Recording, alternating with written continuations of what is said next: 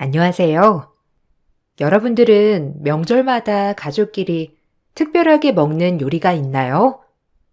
저희 시댁에서는 설 명절에는 꼭 직접 만든 만두를 먹는데요. 주변에 말하면 다들 어떻게 직접 만두를 빚어서 만드냐며 고생이라고 하지만 저는 1년 중 그날을 손꼽아 기다리는 편이랍니다.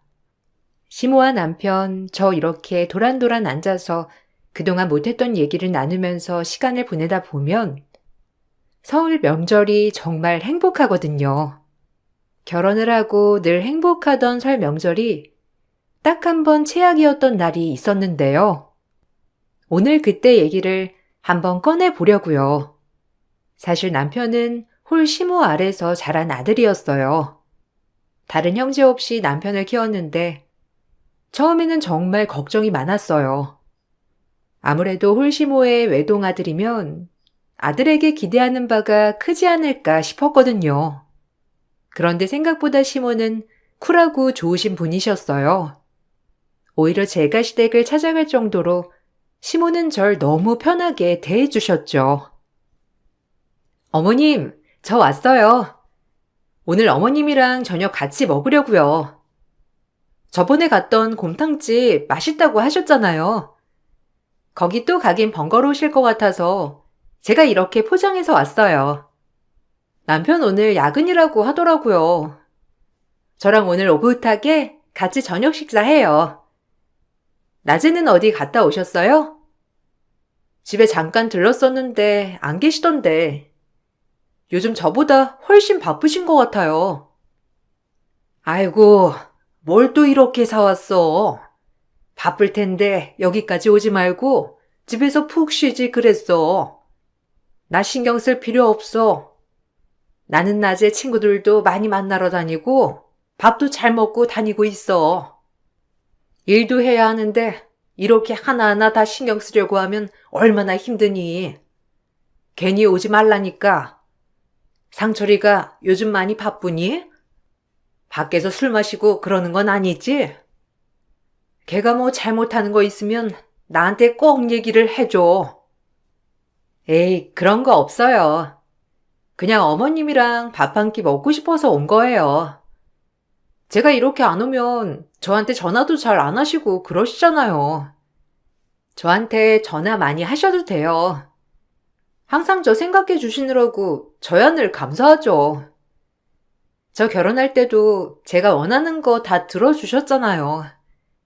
솔직히 어머니 입장에서는 불편하실 것도 있었을 것 같은데 저희가 결정하는 거 다 믿어주시고 따라주셔서 감사해요. 어린애들도 아니고 어른인데 알아서 잘하겠지. 무엇보다 나는 우리 아들보다 며느리가 더 똑똑하고 현명하게 잘할 거라고 믿고 있어서 그런 거야. 나는 더도 덜도 말고 너희 둘이 행복하게 잘 살아준다면 그것보다 더 좋은 건 없다고 생각해. 우리 상철이한테는 어릴 적부터 내가 너무 많은 상처를 줬어. 그렇지만 우리 며느리는 상철이한테 항상 기쁨을 주는 사람이니 내가 더 믿을 수 있는 거야. 사실 시모는 시부와 이혼을 한 거였어요. 남편이 아주 어릴 때 이혼을 했는데 그 위로 형이 있었고 시부는 형만 데리고 간 거였어요. 거의 쫓겨나다시피 했던 시모는 어린 남편을 등에 업고선 안 한 일이 없었다고 하더라고요.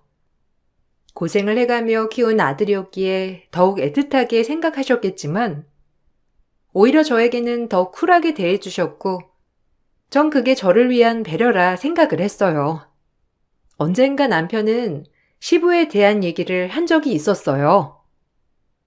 하도 어릴 적에 엄마가 이혼을 하셔서 잘 기억에는 안 나는데, 딱 하나 기억나는 게 있다면, 아버지가 형만 데리고 놀러 갔던 기억이 있어. 그날 내가 아버지한테 나도 데리고 가달라고 울며불며 바짓가랑이를 붙잡았던 것 같거든? 근데 아버지가 싸늘한 눈으로 안 된다고 하고선 날 뿌리치고 가더라고. 그 옆에 형이 웃으면서 날 쳐다보는데, 그때 그 얼굴 표정이 아직도 잊히지 않는 거 보면 참 상처가 깊구나 싶어. 그런 일이 있었어? 지금도 그렇게 뚜렷하게 기억이 날 정도면 정말 상처 많이 받았나 보다. 어머님이 항상 당신한테 미안해 하시더라고. 저번에도 같이 밥 먹으면서 이런저런 얘기를 듣는데 어릴 적부터 많이 상처를 줬다고 하셨어. 그런데 내가 느끼기에는 어머님은 당신한테 매번 애정을 가득 주시는 것 같거든. 아마 당신이 지금 기억하고 있는 그런 상황들이 많이 미안하신가 봐. 맞아. 내가 엄마 잘못 아니라고 매번 말을 하는데도 엄마는 미안한가 봐.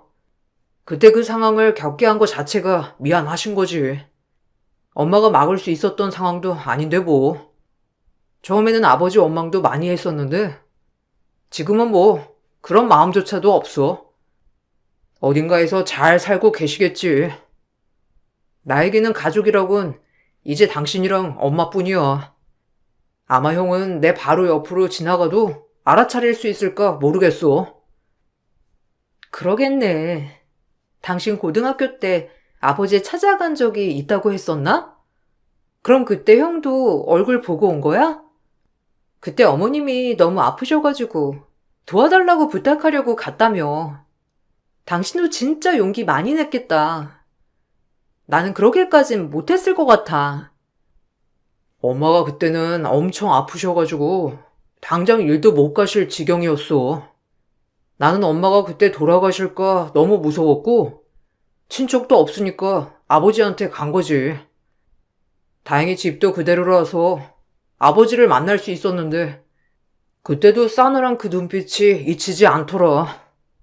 결국 도와주시진 않으셨고 다행히 엄마도 몸이 나아지긴 했지만 그때 다짐했지. 다시는 절대 만나지 않겠다고. 시무와 남편은 옛 얘기를 많이 하시는 편은 아니었지만 가끔 듣던 얘기는 정말 제가 깜짝 놀랄 정도였어요. 남편이 대학을 가고 난 후에 시모가 가게를 운영하게 되면서 돈을 많이 벌게 되었고 지금처럼 많이 풀리게 된 거였는데 그전까지는 정말 하루 한 끼 먹기 힘들 정도로 어려웠다고 하더라고요. 그때 남편은 시부에게 찾아갔으나 퇴짜를 맞았다더라고요. 그날 이후로 절대 연락을 하지 않았고 10여 년이 지났으니 서로 뭐라고 사는지 알 길이 없었죠. 그런데 어느 날 갑자기 남편의 형, 아주버님이 집으로 찾아오셨어요. 오랜만에 시모와 만나 밥을 먹던 날이었는데 뜬금없이 찾아왔던 거죠.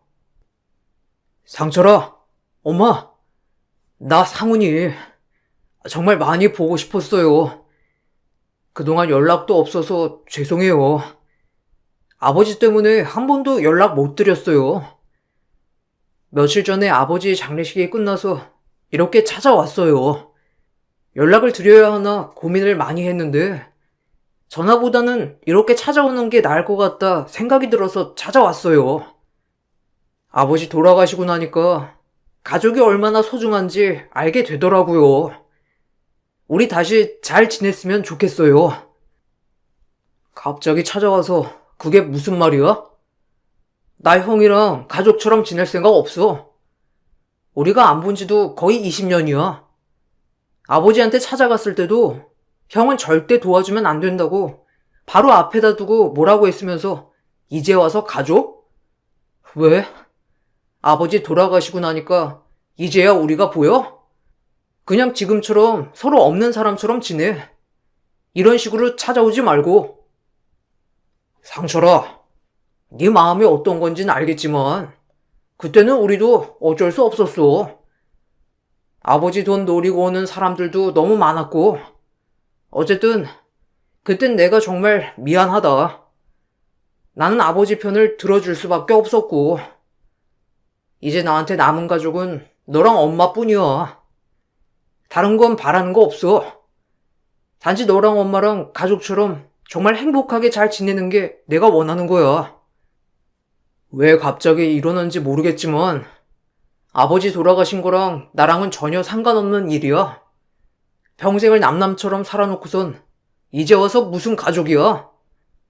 어떻게 여길 알게 된 건진 모르겠지만 앞으로는 이렇게 함부로 찾아오지 않았으면 좋겠어. 갑작스러운 방문에 저도 놀랐지만 시모와 남편은 더 당황스러워 했어요. 어떻게 알았는지 집으로 바로 찾아오는 바람에 더욱 놀랐죠. 그 후로도 아주버님은 매주마다 시댁으로 찾아왔고 몇 달을 그렇게 찾아오니 시모와 남편은 한번 밥을 같이 먹게 되었죠. 이혼을 하고 난 후에는 서로 생활을 잘 모르고 있었는데 아주버님이 하는 얘기를 들어보니 생각보다 불우한 성장 환경이었더라고요. 주변에서 잘 모르는 사람들이 보면 내가 정말 행복하게 잘 지냈을 거라 생각하겠지. 근데 정말 그런 거 아니야. 나는 늘 장남이라는 부담을 갖고 자랐어. 아빠는 하나라도 당신 마음에 들지 않으면 마음에 들 때까지 날 재우지 않으셨고, 난 항상 아빠 마음에 들지 않으면 어쩌나 전전긍긍하면서 살았어. 결국 아빠 바람대로 크진 못했지만 그래서 더 힘들고 괴로웠지. 그때 도와드리지 못해 죄송해요, 어머니. 아니다. 다 지난 일인데 뭐. 그래도 이렇게 서로 밥이라도 한 끼 먹을 수 있어서 다행이구나. 안 그래도 네 소식 간간히 듣고는 있었어. 네 아버지가 아프다는 소식 듣긴 했고 장례 치르느라 고생했겠구나.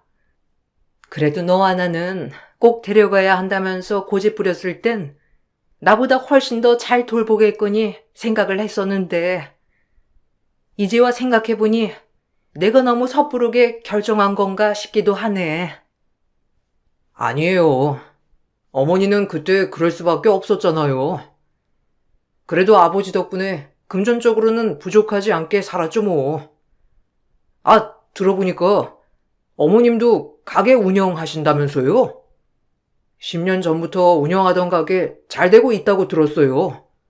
안 그래도 그때 못 도와드린 거 내내 마음에 걸렸었는데 이렇게 잘 지내시는 걸 보니 저도 그나마 마음이 놓이네요. 늘 항상 어머니께 가고 싶었어요. 그렇지만 아버지가 저만 데리고 왔다는 죄책감에 그러지 못했어요. 괜찮아요. 형이나 나나 엄마 모두 원하던 일이 아니었고 어쩔 수 없는 일이었잖아. 생각해보니 형도 힘들었겠다. 원해서 그랬던 것도 아닌데 나는 늘 아버지랑 형을 같이 미워했던 것 같아. 나도 그런 게 정말 미안해. 부자였던 시부와 살았던 아주버님도 나름의 고충이 컸었고 가족들은 모두 그 말을 믿었어요. 아주버님도 어쩔 수 없었던 상황이었다고 생각하게 되었죠. 이혼한 지 20여 년이 지나고 나서야 시모는 두 아들과 잘 지내게 된 거였어요. 아주버님은 시모에게 특히나 살뜰하게 잘했고 신경을 많이 쓰더라고요. 그래서 그런가 시간이 지나면서 저에게 도를 넘는 행동들을 자주 하기 시작했어요. 재수씨, 혹시 엄마한테 화장품 세트 보냈어요? 아, 이런 거 보낼 거면 나랑 상의를 해야 하는 거 아닌가? 재수씨는 어떻게 같은 여자면서 이런 거 좀 꼼꼼하게를 못 챙겨요? 사람마다 쓰는 화장품이 다른데 어떻게 이런 걸 보내요? 아유, 엄마에 대해서 잘 모르면 나한테라도 물어봐야지. 하여튼 재수씨는 좀 우리 엄마한테 관심이 없는 것 같아요. 아닌가? 네? 아주버님, 그거 어머님이 지금까지 쭉 쓰던 거라서 그거 보내드린 건데? 어머님이 그거 안 쓰신대요? 저번에도 제가 사다 드렸었는데? 이번에 가보니까 마침 다 쓰신 것 같아서 맞춰서 보내드린 거예요. 어머님이 화장품을 바꾸셨나요? 제가 한번 어머님한테 전화를 해볼게요. 바뀐 줄은 몰랐는데 제가 물어보고 보낼 걸 그랬나 봐요. 아니, 엄마가 지금 그런 싸구려를 쓸 때입니까? 아유, 재수씨가 사준 거라서 쓴 거였구나.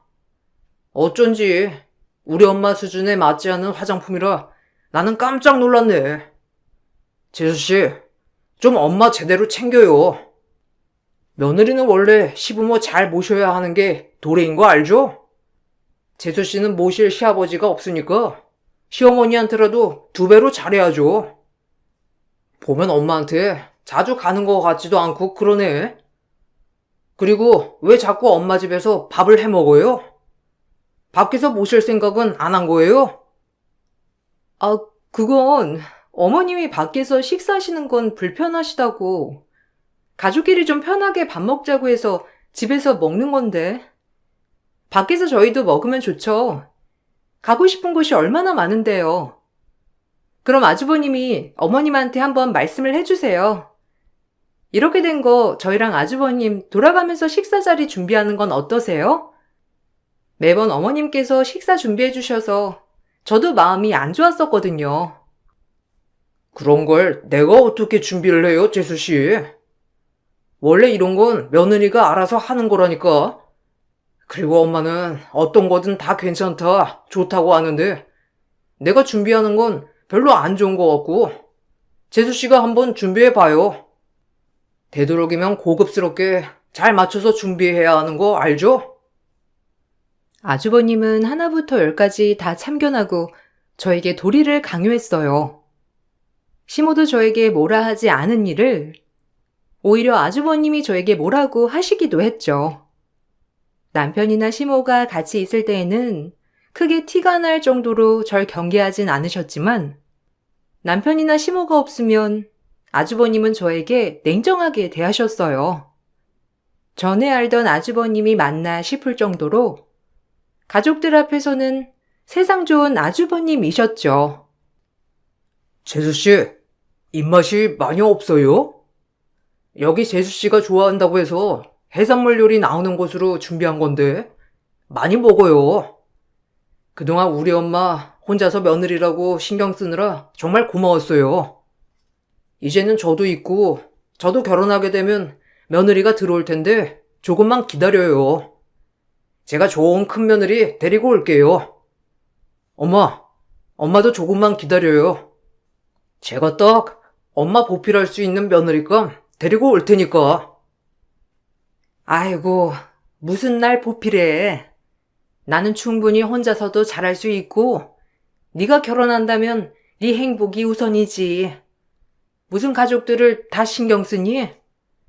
네가 행복하게 잘 살 수 있는 사람으로 선택하면 되는 거야. 그리고 우리 상철이 와이프는 누구보다 똑똑하고 현명한 아이야. 어떤 사람들이든지 잘 어울릴 수 있는 능력을 갖고 있어서 나는 상철이 와이프 닮은 친구랑 결혼해도 참 좋을 것 같구나. 아유, 그럼 엄마 말이 맞지. 나는 그냥 조금이나마 엄마한테 도움이 될 수 있다면 더 좋을 것 같아서 말하는 거지. 나도 재수 씨가 얼마나 똑똑하고 좋은 사람인지 알지. 엄마한테 하는 것만 봐도 나는 딱 알 수 있어. 그렇지만 엄마, 내가 재수 씨보다 더 싹싹하고 잘하는 며느리감 데리고 올 테니까 딱 기다려봐. 따로 있을 때는 저에게 혹시 시모 재산을 노리냐, 어쩌냐 하면서 헛소리만 하던 아주버님은 다른 가족들과 같이 만날 때면 제 칭찬을 하곤 했어요. 이게 뭔 일인가 싶을 무렵 아주버님은 갑자기 형님을 데리고 왔죠. 결혼을 하겠다면서 데리고 온 형님은 자연스럽게 저에게 말을 놓으셨어요. 결혼식을 준비하던 와중에 한번 형님이 절 밖에서 보자고 부르셔서 갔던 적이 있었어요.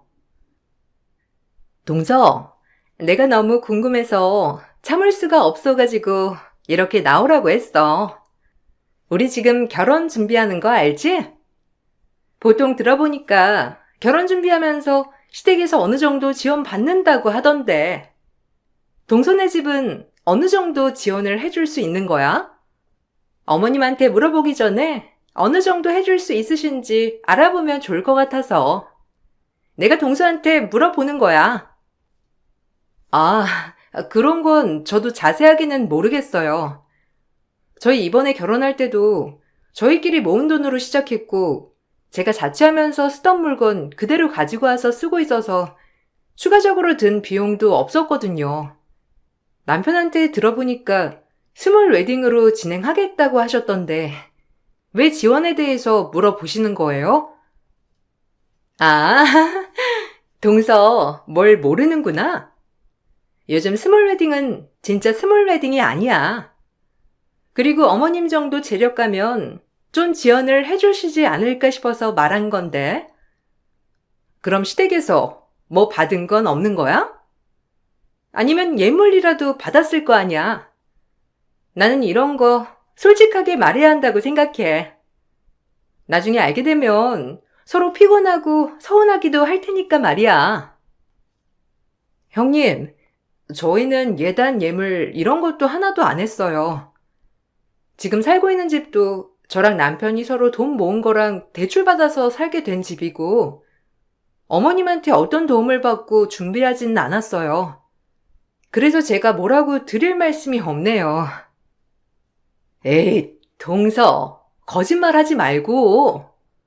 난 나중에 동서 거짓말한 거 알면 가만 안 둘 거야. 왜 자꾸 숨기려고 해? 그냥 솔직하게 말해봐. 동서는 잘 모르겠지만 이게 형님 동서 사이에도 분쟁이 될 수 있는 거라서 그래. 뭐 받은 거 정말 없어? 그래도 어머님이라면 뭐라도 하나 해주셨을 것 같은데. 동서가 지금 기억을 못하는 거 아니야? 결혼 준비를 하면서 어려움이 있어 절 불렀었던 거라고 생각했던 것과는 다르게 형님은 뜬금없는 말만 물어볼 뿐이었어요. 그때까지도 저는 아무런 의심을 하지는 못했어요. 다만 무언가 껄끄러운 일들이 계속되고 있다는 건 알고 있었던 상황이었죠. 아주버님이 결혼을 하고 난 후 시모와 자주 만났는데 만나면서 형님과 아주버님은 항상 자신들을 향한 시모의 애틋한 마음을 언급하곤 했었죠. 어머님, 너무 기분 좋으시죠? 그렇게 보고 싶으시던 큰아들, 이렇게 평생 편하게 보실 생각하시니까 기쁘시지 않으세요? 아무리 둘째 아들도 있다지만 사실 무엇보다 첫정은 뗄 수 없잖아요. 남편이 정말 어머님에 대해서 자주 얘기를 했었어요.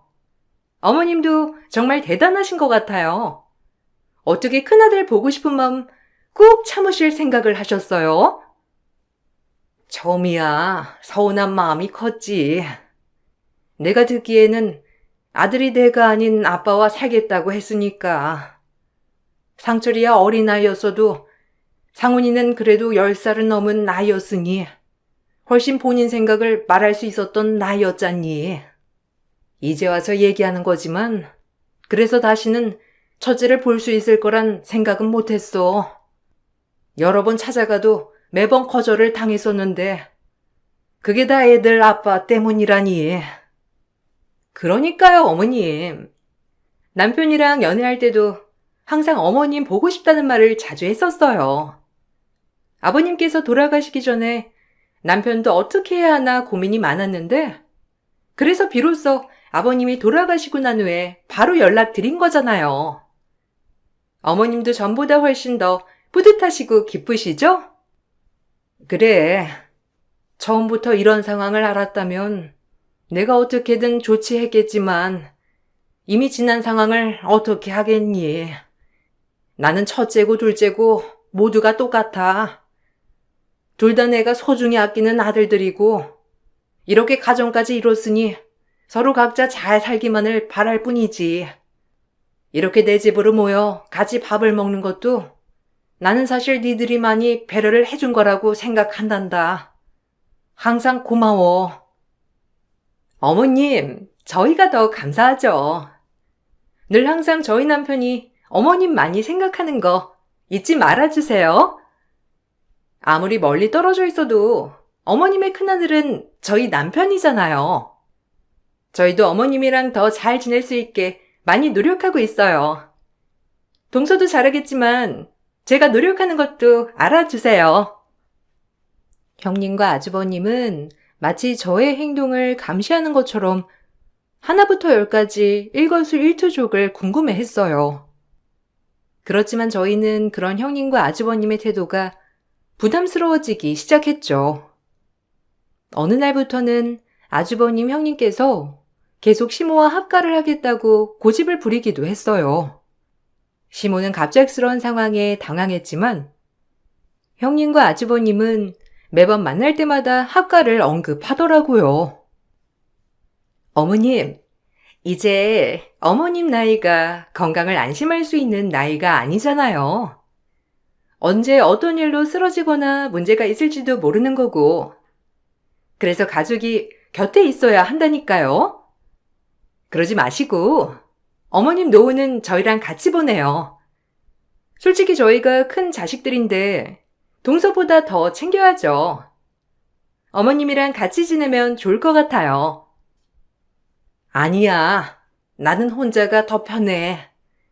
그리고 아직 난 젊고 건강해. 문제가 있어도 내가 알아서 처리할 수 있는 나이기도 하고. 큰 자식이라고 해서 나 때문에 부담 주고 싶은 생각은 없으니 너무 염려 말거라. 만약에 내가 아프게 되면 어떻게 할지 내가 다 생각을 해놓았으니까 그것도 걱정하지 말고. 엄마, 그래도 큰아들이 엄마 챙기지 누가 엄마를 챙겨요? 합가에서 같이 살다 보면 엄마도 편할걸? 아들 얼굴 매일 볼 수 있고. 솔직히 엄마 가게 운영하고 관리하는 것도 이제는 좀 버겁고 힘들잖아요. 이렇게 된 거 아들들한테 다 맡기고 너 편하게 보내면 얼마나 좋아요. 학과하면 또 어떻게 운영하는지도 다 알 수 있는 거고. 형, 혹시 엄마 가게 운영 대신 하겠다고 말하는 거 아니지? 형, 아직 엄마 젊어. 벌써부터 일 놓을 나이는 아니라고. 형이 어떤 마음인진 알겠는데 아직 엄마는 열심히 일하시고 싶어 하시고 누구라도 합권은 원하지 않으실 거야. 그래요, 엄마? 나는 엄마랑 좀 더 가까이 지내고 싶어서 말했던 건데. 역시 상철이 너는 생각이 짧네. 엄마가 진짜 일하는 거 좋아해서 그러시겠어? 며느리도 있고 하니까 괜찮다고 하는 거지. 엄마, 우리는 와이프가 엄마랑 같이 지내고 싶다고 하는 중이야. 그러니까 부담 없이 우리랑 지내도 괜찮아. 20년을 제대로 만나지도 못했던 아들이라고 보기에는 어색할 정도로 아주버님은 시모를 살뜰히 챙겼답니다. 그렇지만 살뜰하게 챙기면서 항상 저희가 하는 행동과 비교를 하며 말을 하더라고요. 저는 왜 이렇게까지 갑작스럽게 시모에게 그럴까 생각을 했었는데 얼마 지나지 않아 그 이유를 알게 되었어요.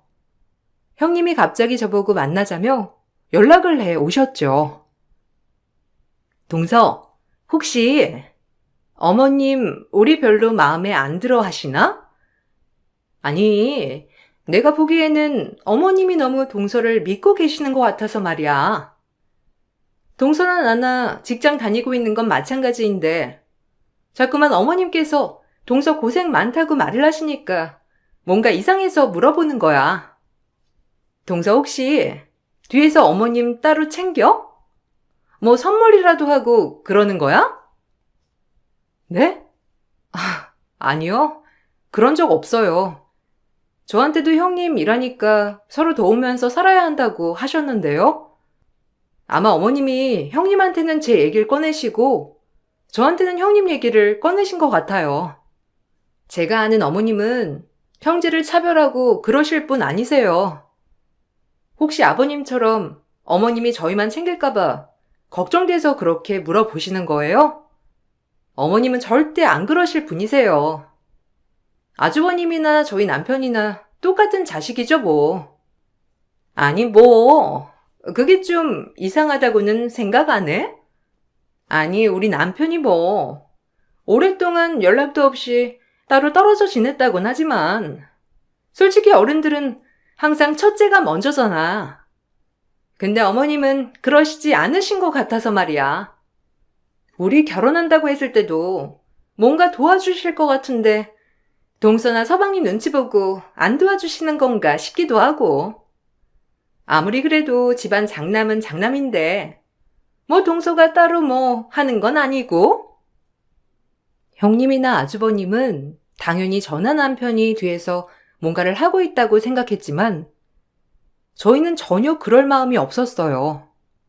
어머님은 항상 모두를 똑같이 생각하셨고 그런 모습을 볼 때마다 형님과 아주버님의 태도는 더더 심해졌어요.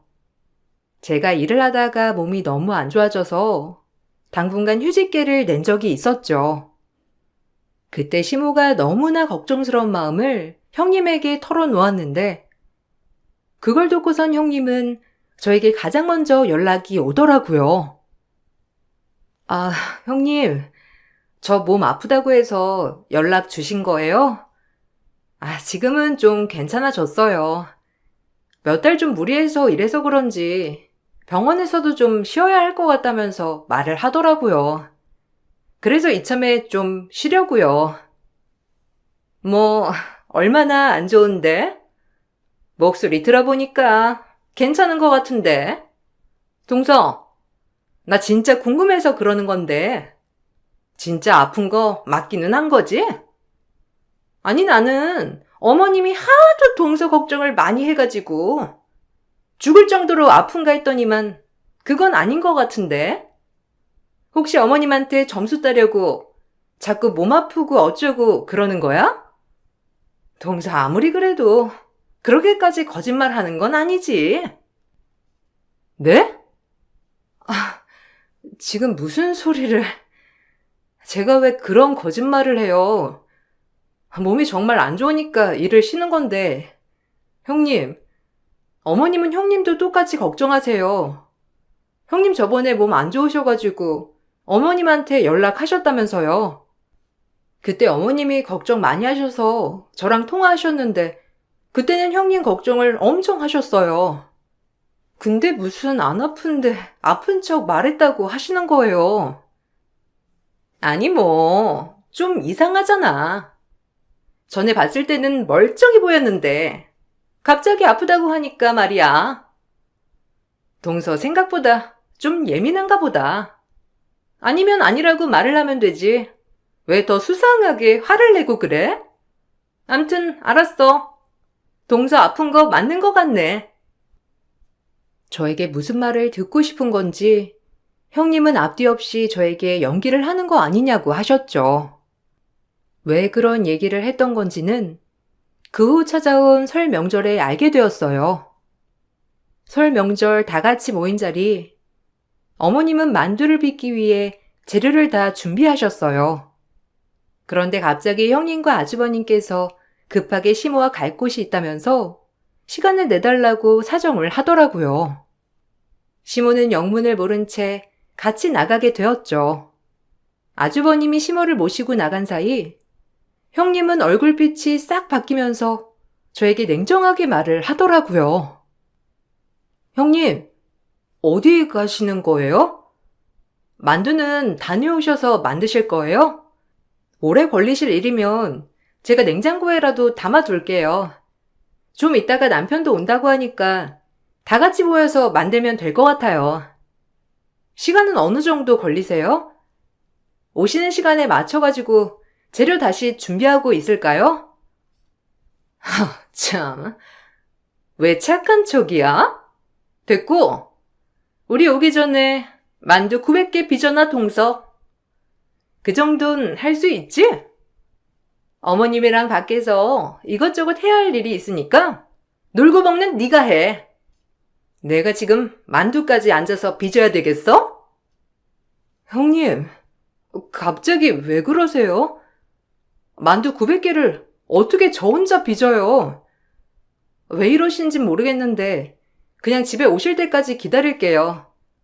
그래도 어머님 매 같이 만두 만들어서 드시는 거 좋아하셨는데 갑자기 안 할 순 없잖아요. 그래, 네 잘났다. 어떻게 한마디를 안 줘? 그렇게 착한 척하면서 어머님 점수 따니까 좋아? 왜? 직장까지 쉬게 되니까 돈이 급한가?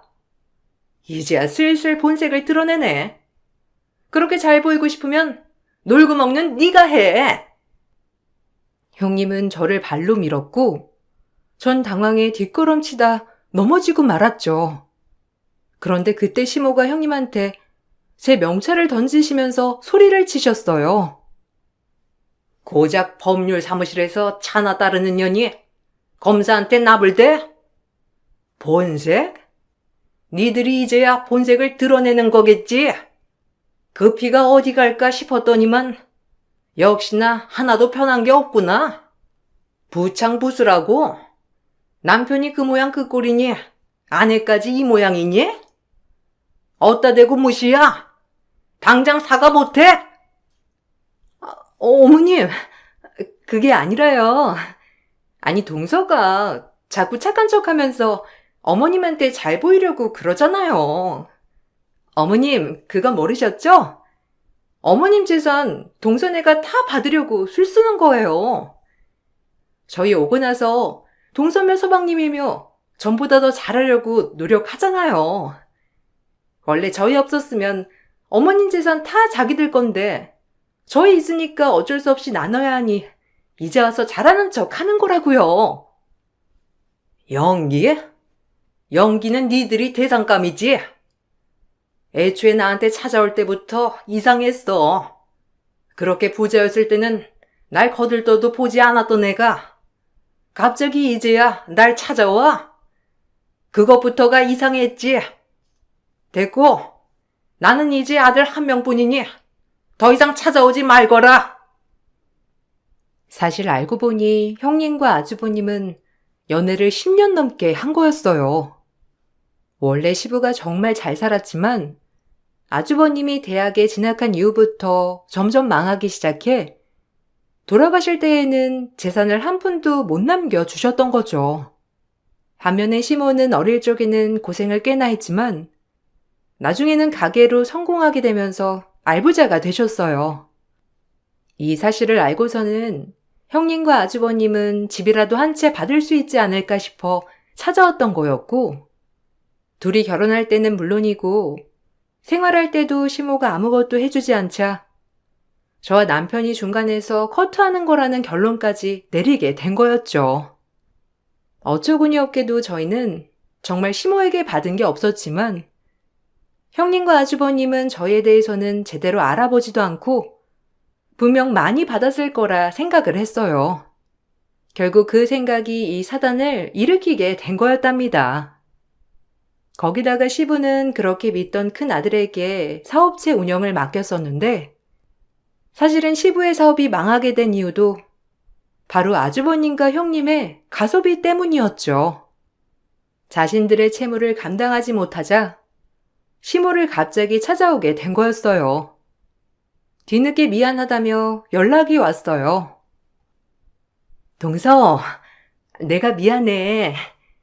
우리 남편 한번 살려보려고 욕심을 부리다 보니. 들었지? 남편 빚 엄청 많은 거. 사실 결혼하기 전에 알고는 있었는데 어머님이 아시면 잘 해결해 주실 거라 생각을 했어. 그런데 절대 안 도와주시니까 이참에 그냥 다 오픈해서 도와달라고 하려고 했던 거였거든. 어쨌든 이렇게 돼서 정말 미안해. 저한테 사과할 필요가 뭐가 있어요?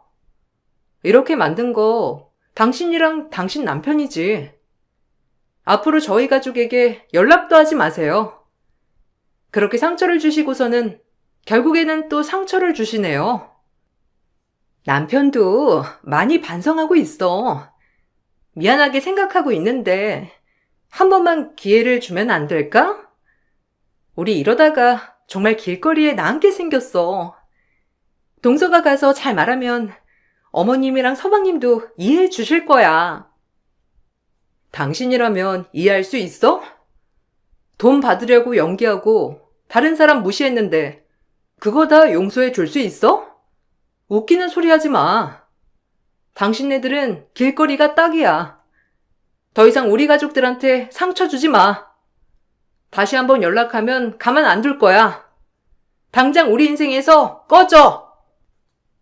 결국 아주버님과 형님은 신용 불량자가 되었다더라고요.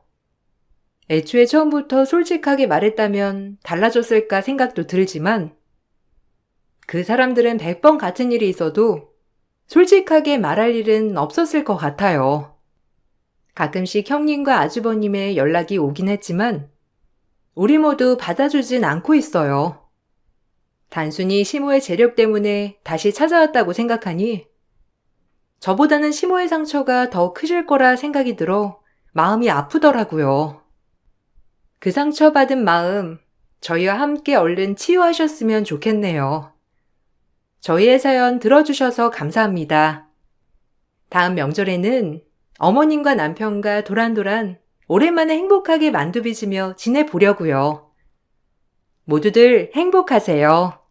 안녕하세요. 아주 특이한 일을 겪어서 여기에 한번 사연을 소개해 볼까 해요. 유학 시절 만난 남자친구와 결혼을 약속하고 한국에 가서 구체적으로 결혼을 어떻게 할 건지 계획을 세웠어요. 서로 한국에서 취업을 할 예정이었기 때문에 그때는 계획을 세우는 것도 정말 즐거운 일이었어요.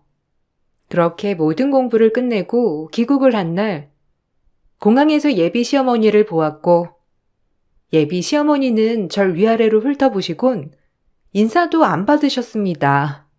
나름 어디 가서 못 배웠다는 소리도 못 들었고, 오히려 반듯하게 잘 자랐다고 주위에서 많이들 말씀해 주셔서 그런지 저에게 이런 경우가 생겨버린 게 화가 났어요. 엄마, 제가 말씀드린 유정이에요.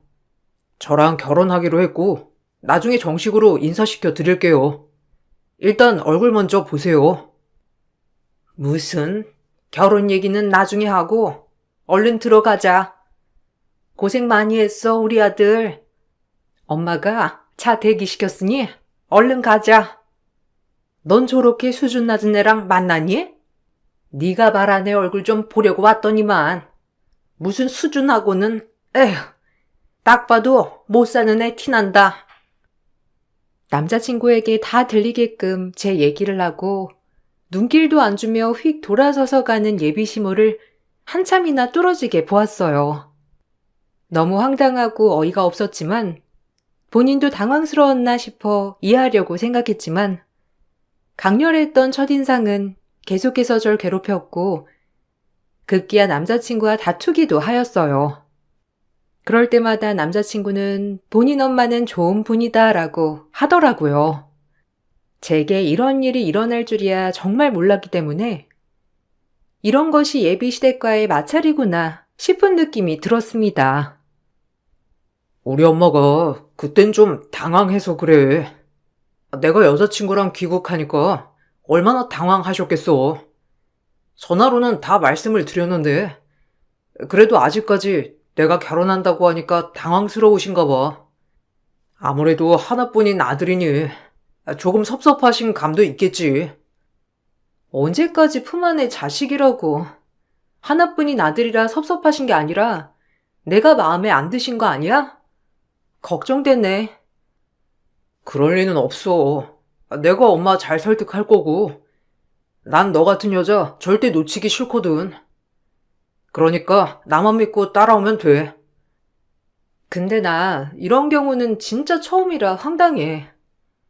뭐 어디 가서 엄청 내세울 그런 건 아니지만 그래도 이런 취급은 좀 그렇잖아. 외로운 유학 시절 남자친구는 저에게 큰 힘이 돼주었고 그렇게 저희는 결혼을 약속한 사이였어요. 전 한국에 귀국하자마자 전공을 살려 광고 디자인 회사에 취직을 하였고 남자친구는 가고 싶은 회사에 면접만 본 상태였어요. 당연히 꽃길이 펼쳐질 거라고 예상했던 거와는 다르게 모르는 번호로 전화가 오게 되었고 뒷자리가 남자친구와 똑같았는데 딱 봐도 남자친구 어머니더라고요. 드라마에서만 보던 일이 저에게도 일어나는구나 싶은 게 긴장을 많이 하게 되었고 어떻게 반응을 하지 싶었습니다. 아가씨, 얘긴 많이 들었는데, 내가 우리 철주 모르게 아가씨 한번 만나고 싶거든? 어떤 아가씨인지 파악 좀 하고 말이야. 아, 네, 안녕하세요. 제가 6시에 일이 끝나니까 어머님 편하신 쪽으로 갈게요. 시간이랑 날짜, 장소 정해 주시겠어요? 어머니라니? 아직 어떻게 될지도 모르는데 어머니라고 하는 건 좀 부담스럽네. 그럼 만나서 얘기하도록 하고 문자 보내줄게. 다짜고짜 반말에 어머니라고 하지 말라는 예비 시모가 황당하기도 하고 기분이 정말 나빴어요. 원래 성격 같아선 결혼을 엎어야 정상이지만 그땐 뭐에 홀렸는지 어떻게 해서든 예비 시어머니의 마음에 들고 싶은 마음이 들었어요. 제 자신이 절대 남자친구한테 뒤처진다고 생각해 본 적도 없었기 때문에 더욱더 자신감에 차있던 시기였죠. 그렇게 예비 시모와 첫 만남이 이루어졌고 살다 살다 이렇게 무례한 사람은 처음이다라고 생각이 들 만큼 정말이지 예비 시모의 첫인상은 최악임에 다름없었어요. 철주가 여자 보기를 돌같이 아는 앤데 내가 어떤 여잔지 한번 보고 싶었어. 결혼이라니. 근데 엄마가 장사하신다던데. 무슨 장사 하시는 거야? 뭐 음식점 같은 거 한다고 들었는데. 우리는 어떤 집안인 줄 잘 알지? 사실 마음에 드는 우리 레지던트 선생님이 있거든. 철주 짝으로 딱 좋겠다 싶어서 귀국하는 즉시 만남을 주선하려고 했는데 갑자기 결혼이라니. 황당해서야 원. 네, 아쉬우시겠네요. 저희 엄마는 홍어집 하세요. 그래도 그 지역에서 굉장히 맛집으로 소문도 많이 났고 장사도 꽤 잘 된답니다. 어려서부터 열심히 장사하시고 절 이렇게 공부시켜 주신 거죠. 혹시 좋아하시면 제가 좀 보내드릴게요. 뭐? 홍어? 그 냄새나는 생선 말하는 거지? 어머, 완전 쇼킹이네. 홍어집 딸이라니? 난 무슨 오마카세집 딸인 줄. 세상에나 그런 집 여자애를. 아휴, 더 볼 것도 없어요. 난 일단 먼저 일어날 테니까 천천히 먹고 일어나든지. 아, 계산은 반반 하지. 내가 굳이 남한테 밥을 사주는 것도 웃기니까. 어차피 이제 볼 일 없을 테니까 더치페이라고 합시다. 그럼 일어날게요. 제가 뭐라고 떠들 새도 없이 예비 시모는 그렇게 자리를 박차고 나갔어요. 뭐라고 반박할 겨를이 없어 어이가 없었고 딱 본인이 먹은 것만 계산을 하고 간 예비 시모가 어이가 없어 웃음이 나왔답니다. 저 역시 저희 집을 그렇게 폄하하는 직과는 엮이고 싶지 않은 마음이 컸기 때문에 그 길로 남자친구에게 이별 통보를 했어요. 하지만 예상하셨듯 남자친구는 절 놔주지 않았고 제주도 좋게 본인 어머니를 설득했더라고요. 그렇게 남자친구와 셋이 다시 만남을 가지게 되었죠. 아가씨는 남자 구워 삼는 재주가 있나 봐. 참나. 내가 우리 철주가 하도 졸라서 허락하는 거야. 그래도 국내에서 알아주는 회사 다니고 연봉도 뭐 그만하면 괜찮고 가방줄도 기니까 이 정도면 철주랑 좀 어울리겠다 싶어서. 근데 집안은 솔직히 상대도 안 되는 거 알지? 내가 어디 나가서 말하기 진짜 창피한데 뭐 어쩌겠어. 한 가지는 양보해야 되는 거지. 엄마, 말 그렇게 하지 않기로 했잖아요. 우리는 뭐 얼마나 대단하다고. 유정아, 미안해. 엄마가 섭섭하셔서 그래. 어머님, 결혼 허락하셨다니 어머님이라고 부를게요. 저 역시 굳이 어머님이 싫다고 하는 이 결혼 진행시키고 싶지 않습니다만 철주 씨가 그렇게 제가 좋다고 헤어지질 못하겠다네요. 결혼은 당사자끼리 하는 거니 저 역시 마음에 안 드는 어머님보다 철주 씨 보고 결혼하는 거예요. 그러니까 더 이상 저희 집안 모독하지 않으셨으면 좋겠네요. 의사는 아니지만 굉장히 열심히 살아오신 저희 어머니이기도 하고 저한테 제일 소중한 분이시거든요. 그리고 막말로 철주 씨는 아직 취준생이잖아요. 어머, 말하는 것 좀 봐. 너 어쩌다가 이런 여자애한테 코가 깨인 거야? 이래도 엄마가 네 결혼을 허락해야 돼? 본인이 학벌이 좋고 회사가 좋기로써니 어디 의사 집안에 도전장을 내밀어?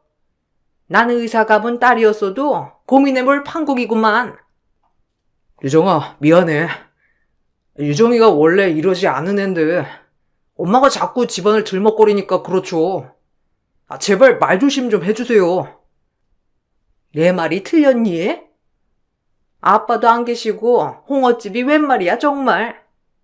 생각만 해도 비이상하지만 내가 참는 줄 알아. 홍어집 하는 게 범죄를 저지른 건가요? 어머님 말씀하시는 게 꼭 그런 취급을 하시는 것 같아 기분이 많이 언짢네요. 예비시모는 제가 말하는 것을 기가 막혀 하셨지만 전 파투가 나더라도 할 말은 해야겠다 싶었어요. 그러나 예상외로 예비시모는 노여워만 하실 뿐 결혼 준비는 그렇게 진행이 되었답니다. 하지만 처음부터 잘못 깨어진 단추가 순탄할 리 없었고 결혼을 준비하는 내내 잡음이 계속되었어요. 예비시모는 제가 뭘 하든 다 간섭하시며 마음에 안 들어 하셨고 막말을 하였거든요. 내세울 게 딱 하나 의사 집안인 거 말고는 없는 예비시모는 뭐만 하면 의사 집안을 들먹이면서 제 길을 꺾으려 했답니다. 세상에나. 지금 웨딩홀을 여기서 한다는 거니? 너 우리 집안이 어떤 집안인 줄 알고 이런 허접한 데를 고른 거야? 엄마 왜 그래요? 단독홀이고 예쁘구만. 그리고 지금 이게 우리가 가진 돈에서 최선이고 엄청 마음에 드는걸요? 너 얘를 만나더니 아주 안목이 내려갔구나. 못해도 호텔 결혼식으로 해야지. 지금 웨딩홀이라니. 남사스러워 정말. 그럼 어머님이 좀 보태주실까요?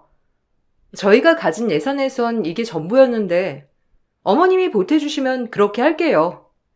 호텔 예식 원하신다는데 굳이 웨딩홀 고집할 필요 없는 것 같아요. 어머님이 보태주시면 원하는 대로 세팅해 놓겠습니다. 대바라져가지고 내가 왜 이딴 결혼을 너희가 알아서 하기로 하지 않았니? 정말 마음에 안 드는 결혼이야. 어머님, 저 어머님이랑 정말 잘 지내고 싶어요. 근데 자꾸 이러시면 제가 어찌해야 할까요? 이제 가족이 되는 건데. 그래 엄마, 그만 좀 해요. 어차피 결혼하기로 한 거 유정이 좋게 봐주시면 좋잖아. 우리가 의사 집안인 거 말고는 솔직히 내가 유정이한테 내세울 게 뭐가 있어. 같은 유학파지만 유정이는 좋은 학교 나와서 취업도 바로 됐는데 난 아직 취준생이고. 기죽지 마. 네가 어디 가서 빠진다고. 넌 자고로 뒷배경이 의사 부모를 둔 아주 대단한 집안의 자제라고. 누가 보면 철수 씨가 의사인 줄 알겠네요, 어머님. 자기 의사 됐으면 나 절대 못 만났겠다. 어머님이 어마어마하시네. 늘 대바라지게 맞받아치곤 했지만 전 예비시모와 정말 잘 지내고 싶었어요. 하지만 예비시모는 제 말을 듣는 둥 마는 둥 늘 본인의 집안을 내세우며 절 구박하곤 했답니다. 그렇다고 저희 결혼에 돈을 많이 보태주시거나 한 것도 아니었고 그저 말만 얹으면서 저에게 막말을 퍼부었던 거예요. 더욱 마음 아팠던 건 저희 엄마는 예비 남편을 정말 마음에 들어 했어요. 예비 시어머니가 저에게 막말한 것은 모른 채로 그저 행복하게 결혼 준비가 진행되어 가는 줄 알았던 엄마였거든요. 우리 유정이가 외동으로 커서 정말 좋은 짝을 만났으면 했는데 절주같이 다정한 남자를 만나서 너무 좋아. 절주도 좋은 회사에 들어갈 거고 하니까 기죽지 마. 항상 나한테 미안해하는 거 보면 엄마가 마음이 안 좋아서 그래. 어머님, 감사해요. 제가 얼른 자리 잡아서 어머님이랑 유정이 더 행복하게 해드릴게요. 지금은 물론 취준생이지만 결혼해서 자리 잡으면 어머님 모시고 효도여행도 많이 다닐 거니까 걱정하지 마세요. 아셨죠? 유정이 낳아주셔서 정말 감사합니다. 우리 유정이가 아빠도 없이 나한텐 아주 보물 같은 딸이었지. 자네를 믿으니까 내가 우리 유정이 시집 보내는 거야. 알죠. 어머님도 아들 하나 더 생긴다고 생각하세요. 유정이는 제가 든든하게 잘 보살필 거니까 어머님은 마음 푹 놓으셔요. 아직 직업이 없던 남자친구였지만 엄마는 남자친구의 가능성을 높이 산다며 정말 좋아했어요. 다른 시댁에서 아무도 반가워하지 않았지만 저희 엄마는 그것도 모른 채 남자친구를 높이 평가해 주셨거든요. 그러던 중 남자친구와 사소한 트러블로 마찰이 생겨버렸고 늘 다정하고 자상했던 남자친구는 제 앞에서 갑자기 잘난 척을 하며 저를 무시하는 본성을 드러냈어요. 그 모습을 보면서 피는 못 속이겠구나 싶은 마음이 덜컥 들어버렸고 그 길로 남자친구와의 결혼을 조금 고려해 봐야겠다 싶었어요. 엄마가 모피는 꼭 가래잖아. 그냥 해주면 안 돼? 가뜩이나 너 마음에 안 들어 하시는데 그냥 좀 맞춰줘라. 우리 둘이 돈으로 결혼하는 건데 내가 어떻게 모피를 해드려. 나도 이제 막 취업했고 엄마가 내 뒷바라지 해준 거 다 갚지도 못하고 시집 가는 건데 나한테 큰 돈이잖아. 1,000만 원짜리 모피를 해오라는 게 말이 돼? 당신은 내 사정 알면서 그래? 이래서 집안을 보나 보다. 아니 너 유학 보낼 정도면 니네 엄마도 좀 버시는 거 아니야? 지역에서 유명한 홍업집이라며. 그 돈 벌어도 난 못해가. 어떻게 엄마한테 1,000만 원짜리 모피를 해달라고 하냐고. 내 힘으로 할 거니까 그리 알아. 아우 진짜 수준 안 맞네. 막말로 네가 나 같은 배경 가진 남자랑 결혼할 수 있어? 너 하나 잘났지. 네 집안 뭐 볼 게 있냐고. 엄마가 사람들한테 설명하기 창피하다고 했을 때도 나는 널 사랑하니까 괜찮다고 얼마나 설득했는데 그거 하나 못 맞춰주다니. 지금 그 말 후회 안 하지? 그런 말 다 했네. 볼 거 없는 집안이랑 왜 엮이려고 그래? 어디 잘난 집안 자주 만나서 잘 살아봐 그럼.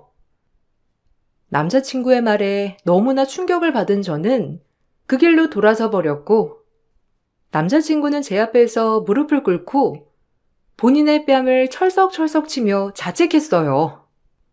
그 모습을 보는데 사실 내가 알던 남자친구가 맞나 싶으면서도 불쌍하고 또 화나고 복잡한 마음이 들더라고요. 저 역시 바로 사달을 내야 맞는 거지만 이렇게 본인을 스스로 쳐가며 자책하는 남자친구를 보자 마음이 약해지는 건 사실이었죠. 말은 주워 담을 수 없는 거 알지?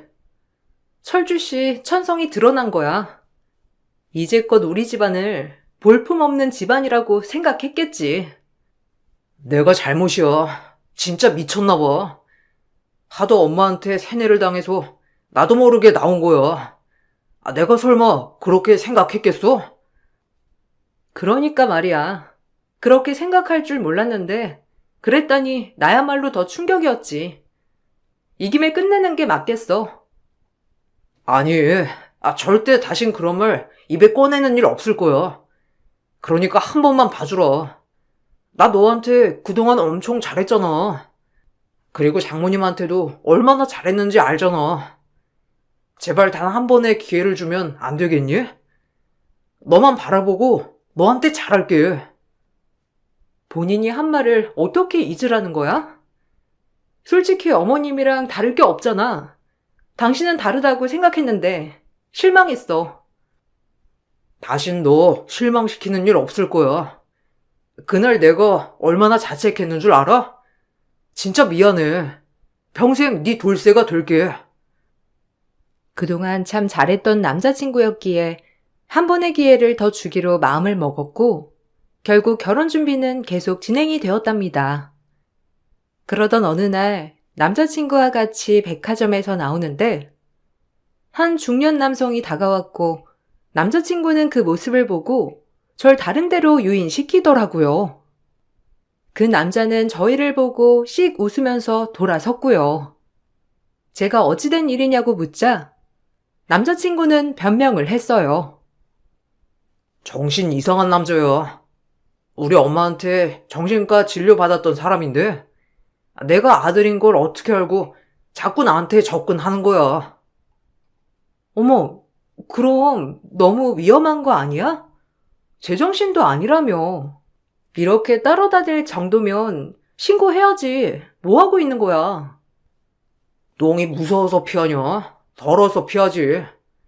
그냥 신경 쓰지 마. 내가 앞으로 네 앞에 못 나타나게 따끔하게 주의를 줄게. 그래도 이건 주의로 끝날 게 아닌데. 당신 계속해서 신경 쓰이는 일이잖아. 그리고 저 남자 어딘가 섬뜩해서 그래. 남자친구의 말이 참 거슬리고 복잡했지만 한사코 절대 문제되지 않을 거라며 절 안심시켰고 요즘 세상에 별의별 사람이 다 있으니 그러려니 했어요. 그리고 대망의 상견례 날이 되었고 저희 엄마는 드디어 사돈을 뵙는 거냐면서 들떠 있었습니다. 그리고 그날 조금은 저에게 미안함을 표했어요. 처음으로 엄마의 마음을 들으니 미안해지면서 뭔가 결심이 서더라고요. 그 집안 그렇게 의리의리하다면서 나 하나 홀랑 나가면 너 기죽는 거 아닌가 모르겠다. 넌 정말 멋진 애인데. 날 이렇게 키워준 게 엄마잖아. 그리고 그 집 그렇게 대단한 집 아니니까 걱정하지 말고 엄마는 그냥 내 옆에만 꼭 있어. 아유, 대단한 집이 아니긴. 솔직히 그런 집이면 대단한 거야. 그래도 엄마한테 그렇게 말해주니 우리 딸 참 멋있네. 엄마, 난 엄마가 제일 중요하고 오늘 혹시 무슨 일이 있더라도 너무 크게 실망하거나 슬퍼하지 마. 정말 난 괜찮으니까. 얘가 왜 이렇게 의미심장한 소리를 하고 그래? 너 무슨 일 있는 거야? 갑자기 네가 그렇게 얘기하니까 걱정되잖아. 전 그렇게 엄마를 모시고 상견례장을 향했고 상견례장에 도착하자 남자친구와 예비 시모가 들어섰어요. 그리고 드디어 처음 얼굴을 뵌 남자친구 아버님을 보게 되었어요. 인상이 참 좋으시고 서글서글한 모습이었습니다. 예비 시모는 들어서자마자 코를 막는 신용을 하며 엄마를 조롱하였고 우연의 일치로 엄마가 입은 무수탕과 똑같은 무수탕을 입고 오셨더라고요. 아유, 코를 찌르네. 역시 홍어집 한다더니 냄새는 못 속이네요. 어마어마한 게, 아유, 머리 아파. 아유, 얘, 타이레놀 좀 줘라. 어머, 그런가요? 옷에는 안 뱄을 줄 알았는데 죄송합니다. 제가 아무래도 평생 이 장사만 하다 보니 냄새가 몸에 뱄나 봐요. 어머님, 말씀 함부로 하지 마세요. 그거 어머님 편견이시고 같은 사람으로서 그런 발언 좀 아닌 것 같네요. 내가 틀린 말 했니? 그리고 지금 그 무스탕 입은 거 뭐예요? 이게 얼마짜린데? 아휴, 홍어나 파는 주제에 딱 봐도 짝퉁이네. 의사인 예비 시모가 상견례 날 입고 온 무스탕이 홍어집 하는 엄마와 똑같자 저렇게 막말하는 예비 시모였고 전 참을 수 없었어요. 그리고 그 자리에서 숨겨둔 비장의 카드를 들이밀며 이 상견례장을 초토화시켰답니다. 아주 속 시원한 행동이었어요. 사실 이 비장의 카드를 꺼낼까 말까 엄청나게 고민을 했기 때문에 망설였던 건 사실이었지만 막상 꺼내고 나니 잘했다 싶었어요. 그 집 아들 껍데기가 짝퉁은 아니고? 내가 얼마나 만만해 보였으면 그렇게 둘이서 짜고 치는 고스톱이었을까? 이걸 왜 네가 가지고 있니? 그리고 너 이거 다 어떻게 알았어? 지금 우리 뒤 캐고 다닌 거냐? 감히 니까지 깨? 내가 다 설명할게. 말하려고 했어, 당연히. 결혼 전에 무조건 밝히려고 했으니까 오해하지 말고 내 말 들어. 제가 비장의 카드라고 쓱 들이민 서류에 두 모자 서로 얼굴을 마주보며 내게 울부짖었고 그 모습이 참 통쾌했어요. 그래놓고 본인들이 잘났다고 저러는 꼴이 정말 억울하고 화가 났습니다. 엄마 또한 놀란 모습을 보이며 당황했죠. 그 서류 봉투에는 남자친구의 진짜 아버지와 찍은 사진, 그리고 진짜 아버지 밑에 딸랑 남자친구밖에 없는 등본이었어요. 당신 의사인 건 알겠는데 여기 아저씨는 누구세요? 아빠라고? 의사 집안이라더니 아빠는 범죄자 아니고? 그리고 당신이랑 진짜 사는 아저씨는 당신 뒤에 이렇게 장성한 아들이 있는 줄 모르잖아요? 이걸 다 속이고 의사 집안 아들이라고 설치다니. 솔직히 난 그럼에도 결혼하려고 했어. 철주 씨는 날 너무 좋아해줬고 내가 고마운 것도 많았으니까요. 하지만 당신이 우리 엄마한테 하는 거 보니 도저히 가만 못 두겠네요. 저 이대로 가만 안 있을 거고 이제 제가 어떻게 하는지 보세요. 아니, 유정아, 너 그걸 어떻게 알았어? 엄마한테 혼외자가 있는 거 절대 그 아저씨가 알면 안 돼. 제발 봐주라. 그리고 그 남자는 정신병자라고 했잖아. 내 말을 들어야지. 왜 모르는 사람 말을 듣고 그래? 엄마도 변명 좀 해보세요, 제발. 네가 그걸 어떻게 알아? 너 내 뒤 캐고 다닌 게 얼마나 중대한 범죄인 줄 알아? 홍어집 딸 주제에 뭐라는 거야? 뭐? 홍어집 딸 주제? 당신이 뭔데 내 딸한테 소리를 질러? 내가 내 딸 때문에 참았는데 못 참겠네, 더 이상은. 저희 엄마는 예비 시모가 저에게 소리친 모습을 보자 식탁에 있던 파절이를 예비 시모 머리에 들이부었습니다. 그 모습에 예비 시모는 경악을 했고 저희 엄마는 질세라 양파며 전이며 모든 것을 얼굴에 냅다 집어 던지기 시작했죠. 보아하니 지금 내 딸이 속임을 당한 것 같은데 그래놓고 내 딸한테 고성을 질러? 감히 내 귀한 딸한테? 네가 뭔데? 이 여자가 무식하게 홍어 팔던 무식을 어디서 나한테 떨어? 내가 누군지 알고 이러는 거야? 아우, 냄새나. 엄마, 잘했어. 이 여자는 음식물을 받을 게 아니라 더 큰 걸 받았어야 하는데 아직도 뭘 잘못할 줄 모르고 있네. 사실은 이러했어요. 그때 백화점 앞에서 저희를 보고 씩 웃고 가던 아저씨는 남자친구의 친아버지였고 무려 정가 3범인 사기꾼이었어요. 풋풋한 의대생이었던 예비시모가 철없던 나이에 만났던 남자였고 그로 인해 남자친구를 낳은 거죠. 그리고 예비시모의 집안에 반대로 헤어지게 되었고 그렇게 남자친구는 그 아저씨의 호적에만 올라있던 겁니다. 의사 면허를 따고 이제야 주변의 시선을 의식한 예비시모는 같은 의사였던 친구와 결혼을 해버렸고 그렇게 가정을 꾸렸던 거예요. 하지만 본인이 낳은 아들을 잊을 수가 없었고 그렇게 예비 남편이 초등학교 다니던 해에 찾았다고 했어요. 물론 본인의 남편 모르게 말이죠. 그때부터 예비 남편의 아버지가 틈만 나면 나타나서 예비 시모에게 돈을 뜯어냈고 그럼에도 본인의 아들을 끔찍이 사랑한 예비 시모는 자기 아들도 의사 부부의 아들로 둔갑시켜 저에게 그렇게 갑질을 해왔던 겁니다. 정말 있어선 안 될 일이었죠. 남자친구 또한 그런 사실을 숨기고 본인의 집 배경이 의사 집안이라면서 아버지 자랑을 해댔었던 거예요. 너 지금 뭐 어떻게 하겠다는 거야? 내가 의사면 뭐 의사 집안의 아들 맞잖아. 근데 네가 뭘 터뜨리겠다는 거니? 그렇게 당당하셔서 남편 대행 아르바이트까지 쓰면서 의사 아버지가 있다고 하셨나요? 철주 씨 친아버지 정가자라면서요. 차마 그 친아버진 못 데려오겠고 지금 남편이라고 진짜 같이 살고 있는 의사 남편에겐 더 말 못하겠어서 돈을 쓰고 사람을 써요? 뭐? 정가자? 아우, 세상에.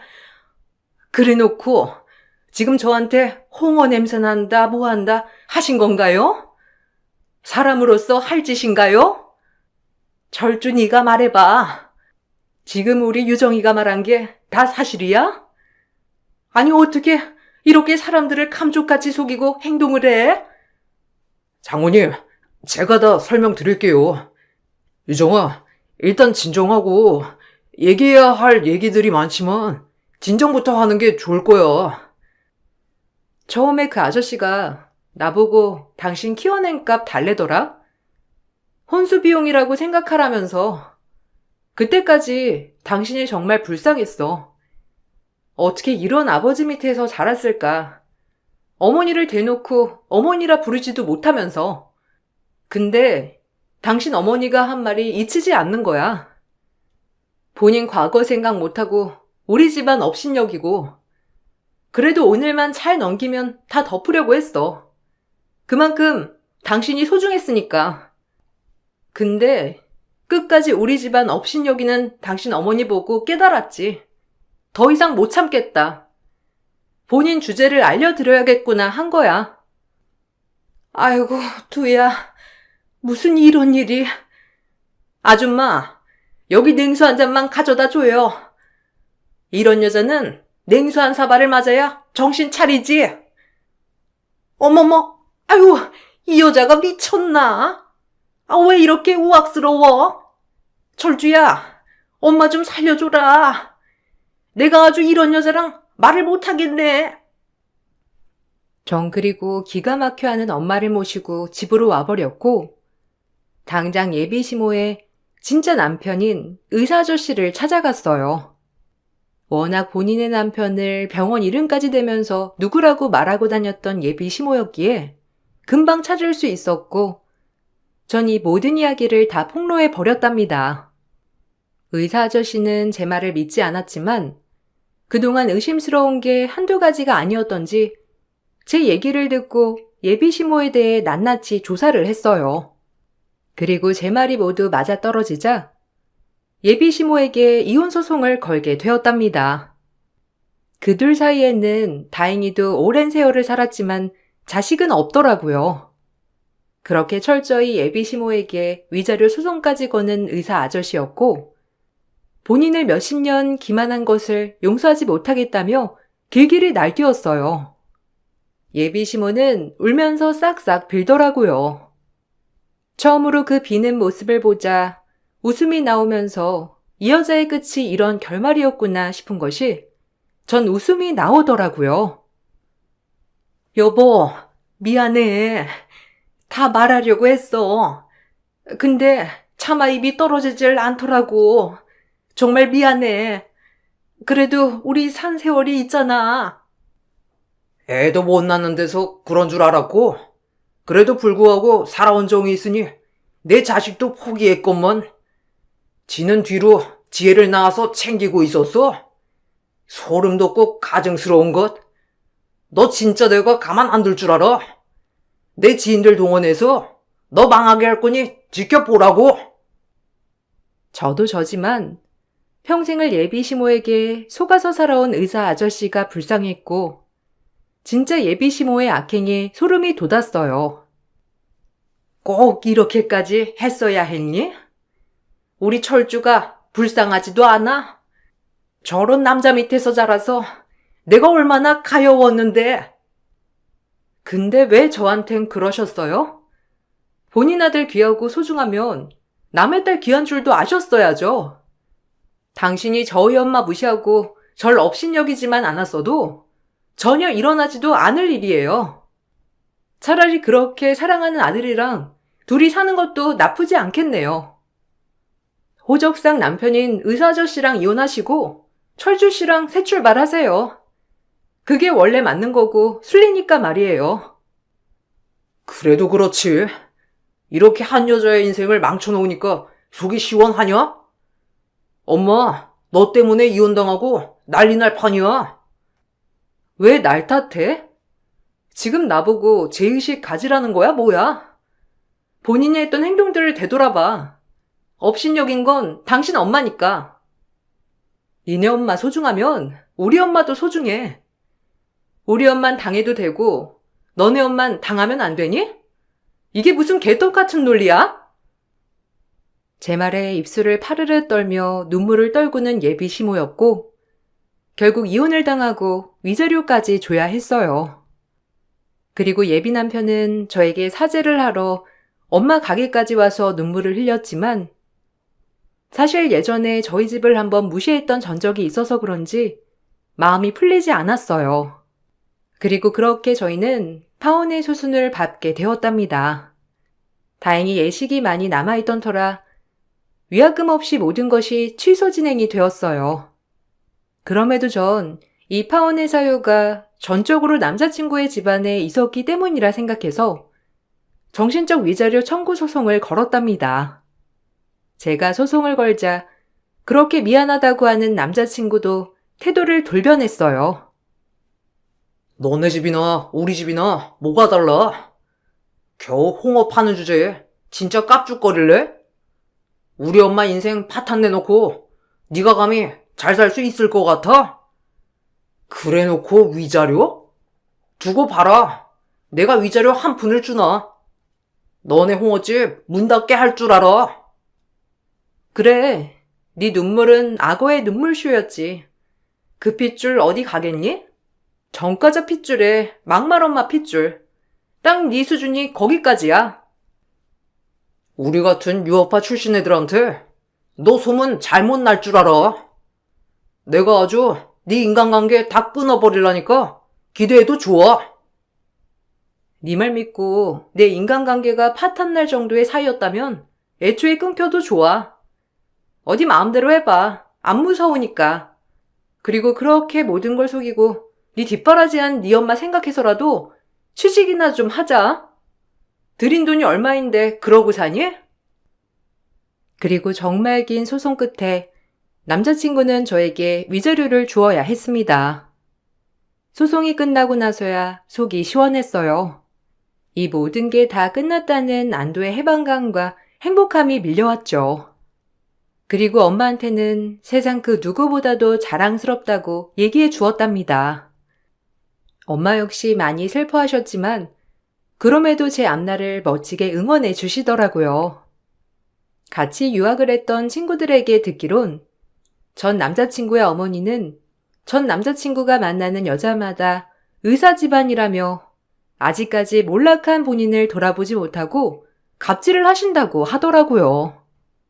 그 나이대 의사계에서 혼외자도 있고 평생 한 남자를 속여서 살았다는 것이 소문이나 동문회도 가지 못한다고 했지만 저처럼 연관 없는 사람들에겐 아직까지 의사라며 떵떵거린다고 했어요. 그리곤 저보고 잘 벗어났다고 많이들 위로 아닌 위로를 해 주었답니다. 이 글을 쓰고 있는 전 지금 4년차 직장인이에요. 그리고 멋진 사람을 만나 다음 주에 결혼식을 올린답니다. 사실 전 남자친구 때문에 남자를 믿기가 쉽지 않았지만 진짜 예비 남편은 저에게 전적으로 믿음을 준 사람이에요. 그리고 예비 시부모님이시야말로 인품이 훌륭하신 분들이죠. 결혼식을 앞두고 이리저리 싱숭생숭하여 글을 써보았는데 어떠셨는지 모르겠네요.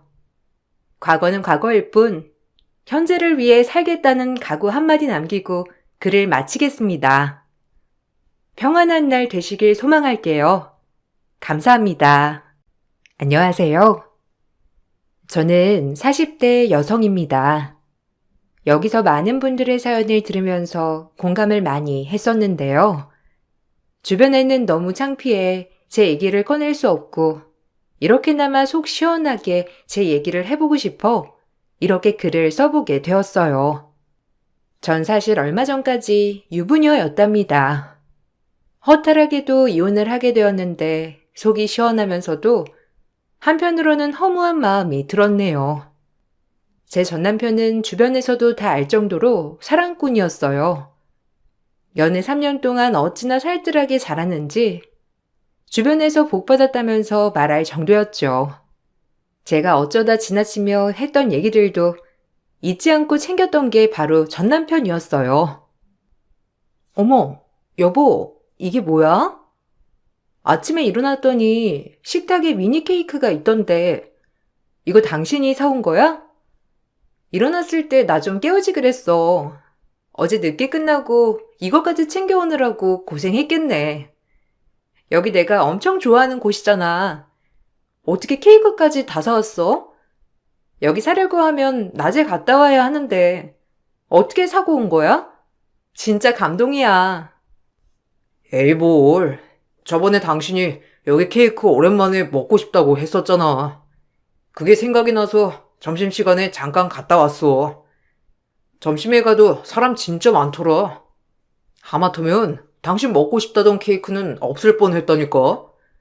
다음에는 우리 연찬에서 같이 갔다 오자.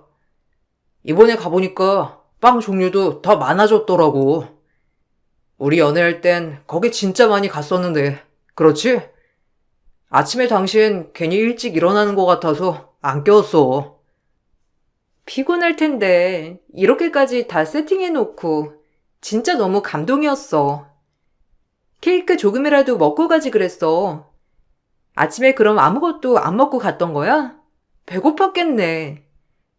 그럼 어제 점심에는 밥을 못 먹었어? 어쩐지. 점심에 전화하니까 어디 급하게 가고 있는 것 같더라니. 이런 것까지 다 기억하고 있을 거라곤 상상도 못했네. 정말 고마워. 너무 잘 먹었어. 나는 당신이 좋으면 다 좋지 뭐. 당신이 행복했으면 됐어. 어제 밥도 잘 먹었으니까 걱정하지 마. 다음에 또 먹고 싶은 거 있으면 언제든지 말해. 당신은 점심에 어디 갔다 오기 부담스럽잖아. 나야 밖에 갔다 오는 거 크게 힘들지 않으니까 내가 대신 갔다 오면 되지. 난 당신이 좋다면 언제든지 좋아. 사소한 것 하나하나 잘 챙기는 남편은 저보다 더 섬세했어요. 데이트를 할 때도 알아서 맛집이며 데이트 장소까지 다 알아보고 왔었고, 제가 조금이라도 흥미 있어 하는 곳이 있으면 꼭 그곳을 가곤 했어요. 저는 그런 남편에게 항상 깊은 사랑을 느끼곤 했고, 저 역시도 남편에게 더 잘하려고 노력을 많이 했어요. 출근 시간이 이른 남편을 위해 저는 매일 아침 일찍 일어나 밥을 차려주기도 하고, 쉬는 날 지인들이랑 같이 만나는 걸 좋아하는 남편을 한 번도 반대해 본 적 없었답니다. 서로를 배려하면서 저희는 늘 행복하게 잘 지낼 거라 생각을 했었죠. 한 가지 힘들었던 점이라면 바로 시댁이었어요. 시댁은 신혼집에서 먼 거리에 있었는데 둘 다 일을 하다 보니 명절에도 제대로 찾아뵙기가 힘들었어요. 그래서 그런지 시댁에만 가면 저는 거의 찬밥 신세에 시모는 남편 챙기느라 바쁘셨죠. 아이고, 우리 아들. 어떻게 이렇게 살이 쪽 빠졌어? 고생 많이 했구나. 엄마가 아들 좋아하는 고기 잔뜩 해놨으니까 가기 전에 배부르게 먹고 가면서 넉넉하게 가지고 가. 다른 사람들은 결혼하면 살이 너무 쪄서 고민이라는데 우리 아들은 어떻게 날이 갈수록 말라가니? 며느리니가 제대로 안 챙기는 거 아니니? 아무리 그래도 한국인은 밥심인데. 에이, 엄마. 걱정하지 마. 나 잘 챙겨 먹고 있어. 그리고 나 지금 살 좀 뺀 거야. 결혼하더니 다들 살이 너무 많이 쪘다고 해서 요즘 운동도 열심히 하고 식단 조절도 하고 있어서 그래. 그나저나 엄마는 며느리 살 쪽 빠진 건 안 보이나 봐. 우리 엄마도 시어머니다 이거지? 주변에서는 와이프 왜 이렇게 살 빠졌냐 걱정하던데 엄마는 반대로 말하고 있네. 여자는 좀 빠져도 돼. 안 그래도 쟨 좀 살을 빼야 될 것 같다고 말하려고 했는데 얼마나 보기 좋니? 살찌면 늘어져 보이고 미련해 보여서 안 돼. 여자는 늘씬하고 예뻐야 사람들이 좋아하지. 남자는 살이 좀 통통하게 올라야 보기 좋아. 그래야 마음이 여유로워 보이고 듬직하고 그렇지 않니? 넌 네 남편이 빼짝 말랐으면 좋겠다는 거야? 저도 남편이 듬직하고 그러면 좋죠. 제가 어떻게 남편 살을 찌웠는데요. 주변에서 근데 너무 살쪘다고 뭐라고 했대요. 안 그래도 남편 살찌고 그러니까 몸도 힘들고 버겁다고 살 뺀 거예요, 어머님. 지금도 많이 빠진 건 아니고 건강한 정도니까 너무 걱정하지 마세요. 그래도 잘 먹어야 할 거 아니니? 내가 장가를 보내놨는데 마음을 놓을 수가 없어서 참 걱정이네, 걱정이야. 어쨌거나 살 더 이상 빼지 말고 찌기나 해. 우리 아들은 살이 없는 것보다 그래도 통통하게 살찐 게 더 보기 좋으니까. 엄마가 애쓰게 살찌워 놓은 걸 이렇게 다 빼버리면 어쩌니? 사실 남편은 어릴 적부터 체중이 적었던 편이었어요. 입도 짧을 뿐만 아니라 잘 먹지 않아서 말랐는데 결혼하고 나서 제가 엄청 노력해서 살을 찌워 놓았거든요. 근데 그게 다 시모가 찌워 놓은 거라고 하니 처음엔 너무 어처구니가 없었지만 그냥 아들이 아까워 그런 거보다 하고 넘어갔죠. 그런데 시댁에 갈 때마다 항상 기분이 너무 나빴어요. 시모는 저를 며느리라기보다는 거의 남편 시중드는 하인 정도로 취급을 했죠. 예, 아까 보니까 아들 속옷이 낡았더라. 내가 몇 개 사서 보내줄 테니까 손빨래 해가지고 지금 가지고 있는 건 싹 다 버리렴. 아들 자는 이불은 2주에 한 번 세탁은 하고 있는 거 맞지? 피부가 워낙 예민해야 말이지. 잘못 관리하면 피부에 뭐 금방 나니까 조심해야 해. 그리고 신발은 왜 이렇게 지저분하게 하고 다녀? 남편이 퇴근하고 오면 바로 신발부터 닦아야지 저게 뭐니? 어머님, 저도 퇴근하면 정신이 없어서요. 제가 더 늦게 퇴근할 때도 많아가지고 그것까지는 챙기지 못했네요. 남편한테 잘 말해서 신발 깨끗하게 닦고 다니라고 할게요. 속옷은 어머님 안 보내주셔도 돼요. 제가 알아서 구입하거나 아니면 남편 보고 알아서 사라고 할게요. 속옷 하나 사는 것까지 아들이 직접 해야 하는 거니? 네가 알아서 척척 챙겨줘야 할 거 아니니? 서랍장을 열었을 때 깔끔하게 딱 정리된 속옷이 있으면 얼마나 기분이 좋아? 제가 너한테 말은 안 해도 속으로는 얼마나 기분이 상했겠어. 배려심이 좋아서 너한테 일일이 말을 안 하는 거지. 그리고 아까 들어보니까 반찬을 몇 개 안 하는 것 같던데 아침상은 잘 차려주고 있니? 네네. 아침에는 밥 꼭 먹고 가고 있어요. 남편이 편식이 좀 심하잖아요. 요즘은 거의 채소랑 섞어서 주고 있어요. 처음에는 채소 반찬 올리면 손도 안 대고 밥이랑 국만 먹었었는데 요즘은 그래도 이것저것 많이 먹어보려고 하더라고요. 많이 바뀌었어요, 어머님. 걔가 왜 채소 반찬을 싫어해? 집에서도 잘 먹는데 네가 잘 못 만드니까 안 먹었던 거지. 아침에 김치 제외하고도 적어도 5개는 반찬 내야 하는 거 알지? 그 정도는 돼야 밥 먹을 맛이 나지. 아침밥을 든든하게 먹어야 하루 일과를 잘할 수 있는 거야. 너도 늦잠 자지 말고 새벽부터 일어나서 음식 차리고 그래라. 여자는 부지런하고 깔끔해야 되는 거야. 시모는 매번 남편을 어떻게 챙겨야 하고 집안일은 어떻게 해야 하며 여자는 어떻게 살아야 하는지 저에게 연설하느라 바쁘셨어요. 그동안 남편은 그 옆에서 말리지도 않은 채 누워 TV만 보고 있었죠. 집에 돌아올 때면 대놓고 불편하다고 말은 하지 않아도 시모가 했던 말들이 기분이 좋지 않음을 티내곤 했어요.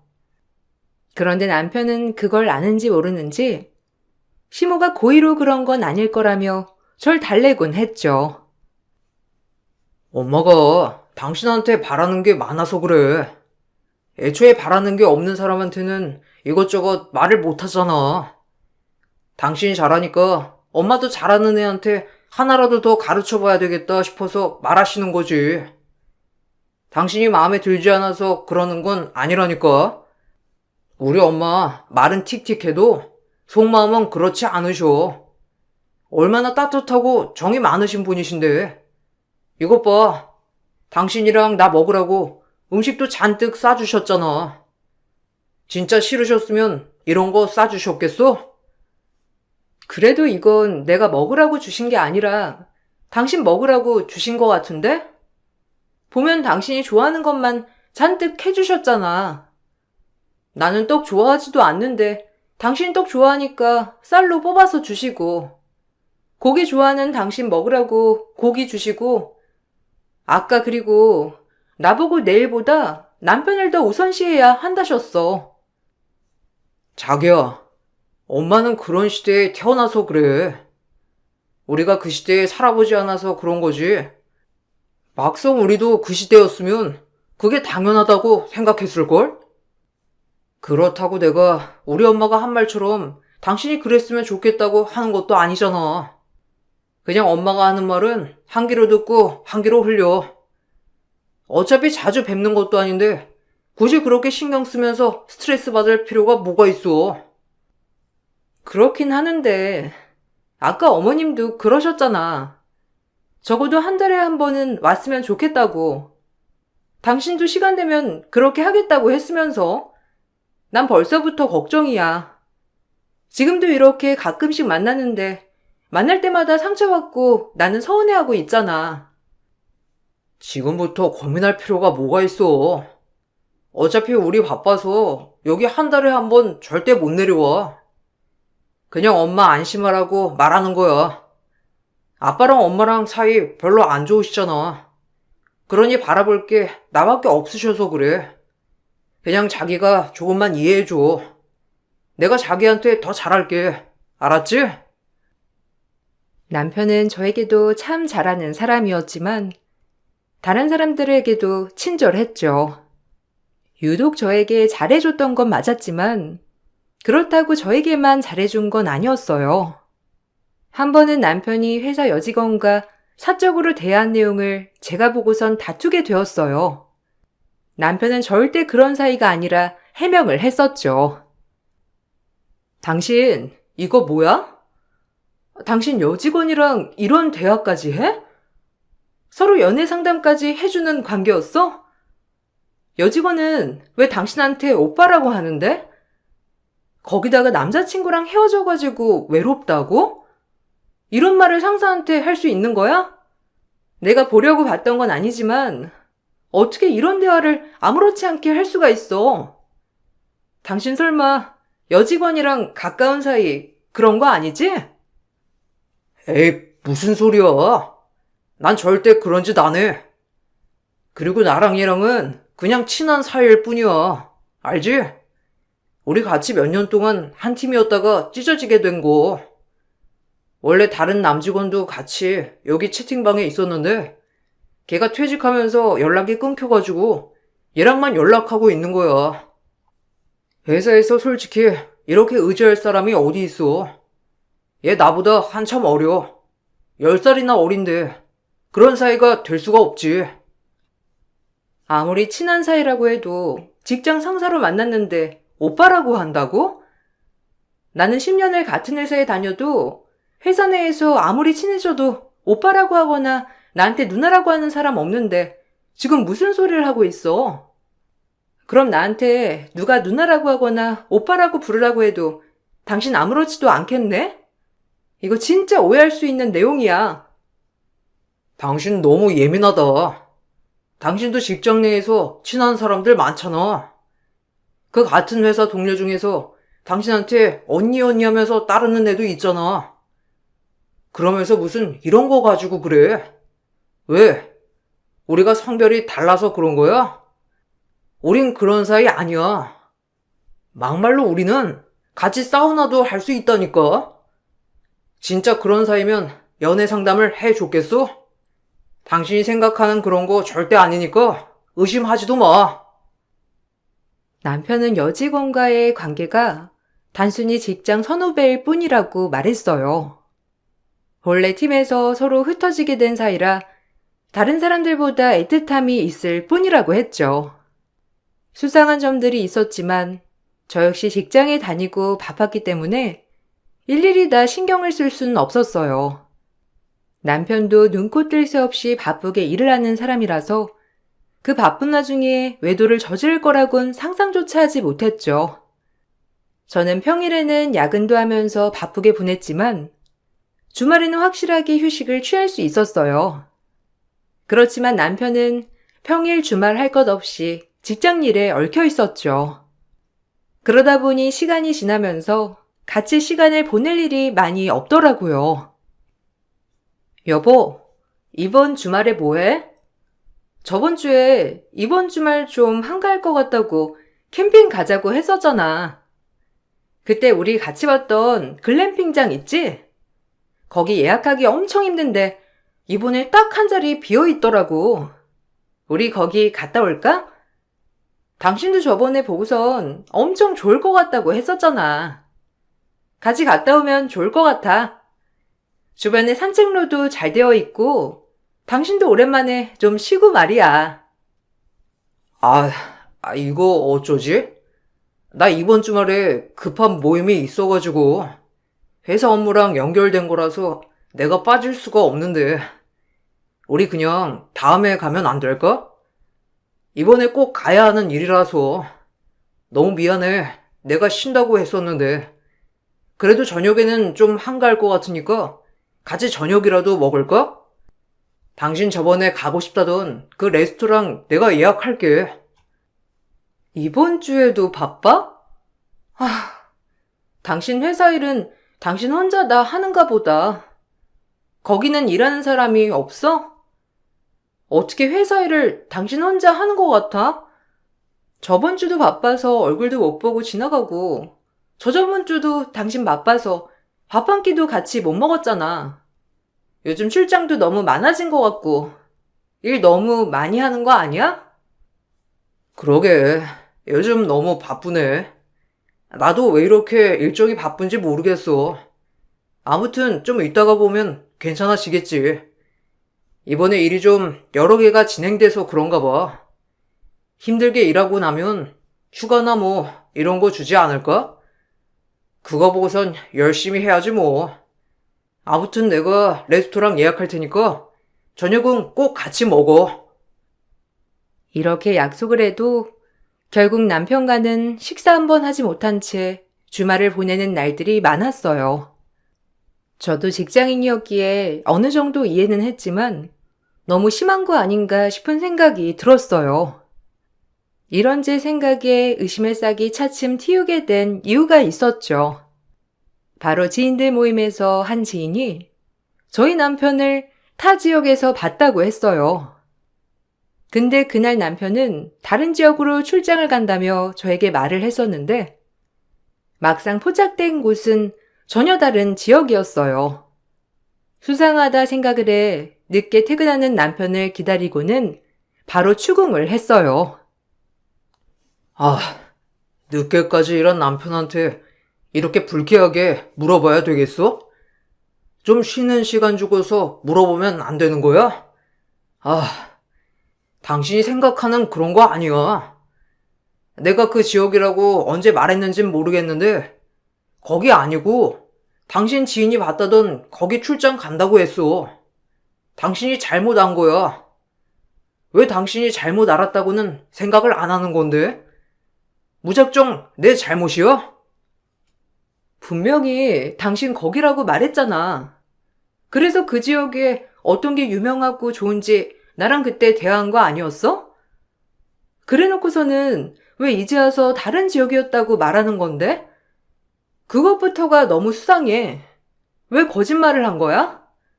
친구는 그때 당신이 다른 직원들이랑 있었는지는 모르겠대. 혼자서 뭘 잔뜩 사가지고 호텔로 들어가는 것만 봤다고 하니까. 아니 난 절대 다른 지역 말한 적이 없다니까 그러네. 당신이 그렇게 생각을 해놓고서는 왜 그래? 그리고 같이 출장 간 직원이랑 같이 한 방 쓰는 사람이 어디 있어? 그리고 그때 남직원만 간 게 아니라 여직원도 같이 갔는데 당연히 따로 다니지. 같이 다니는 게 더 이상한 거 아니야? 아, 됐어. 더 얘기해봤자 나만 손해고 당신은 어차피 믿지도 않을 거잖아. 그만 말할래. 확실하게 해명을 해줘야지. 그때 당신 출장 가서 바쁘다고 저녁도 못 먹고 일한다면서 급하게 끊었잖아.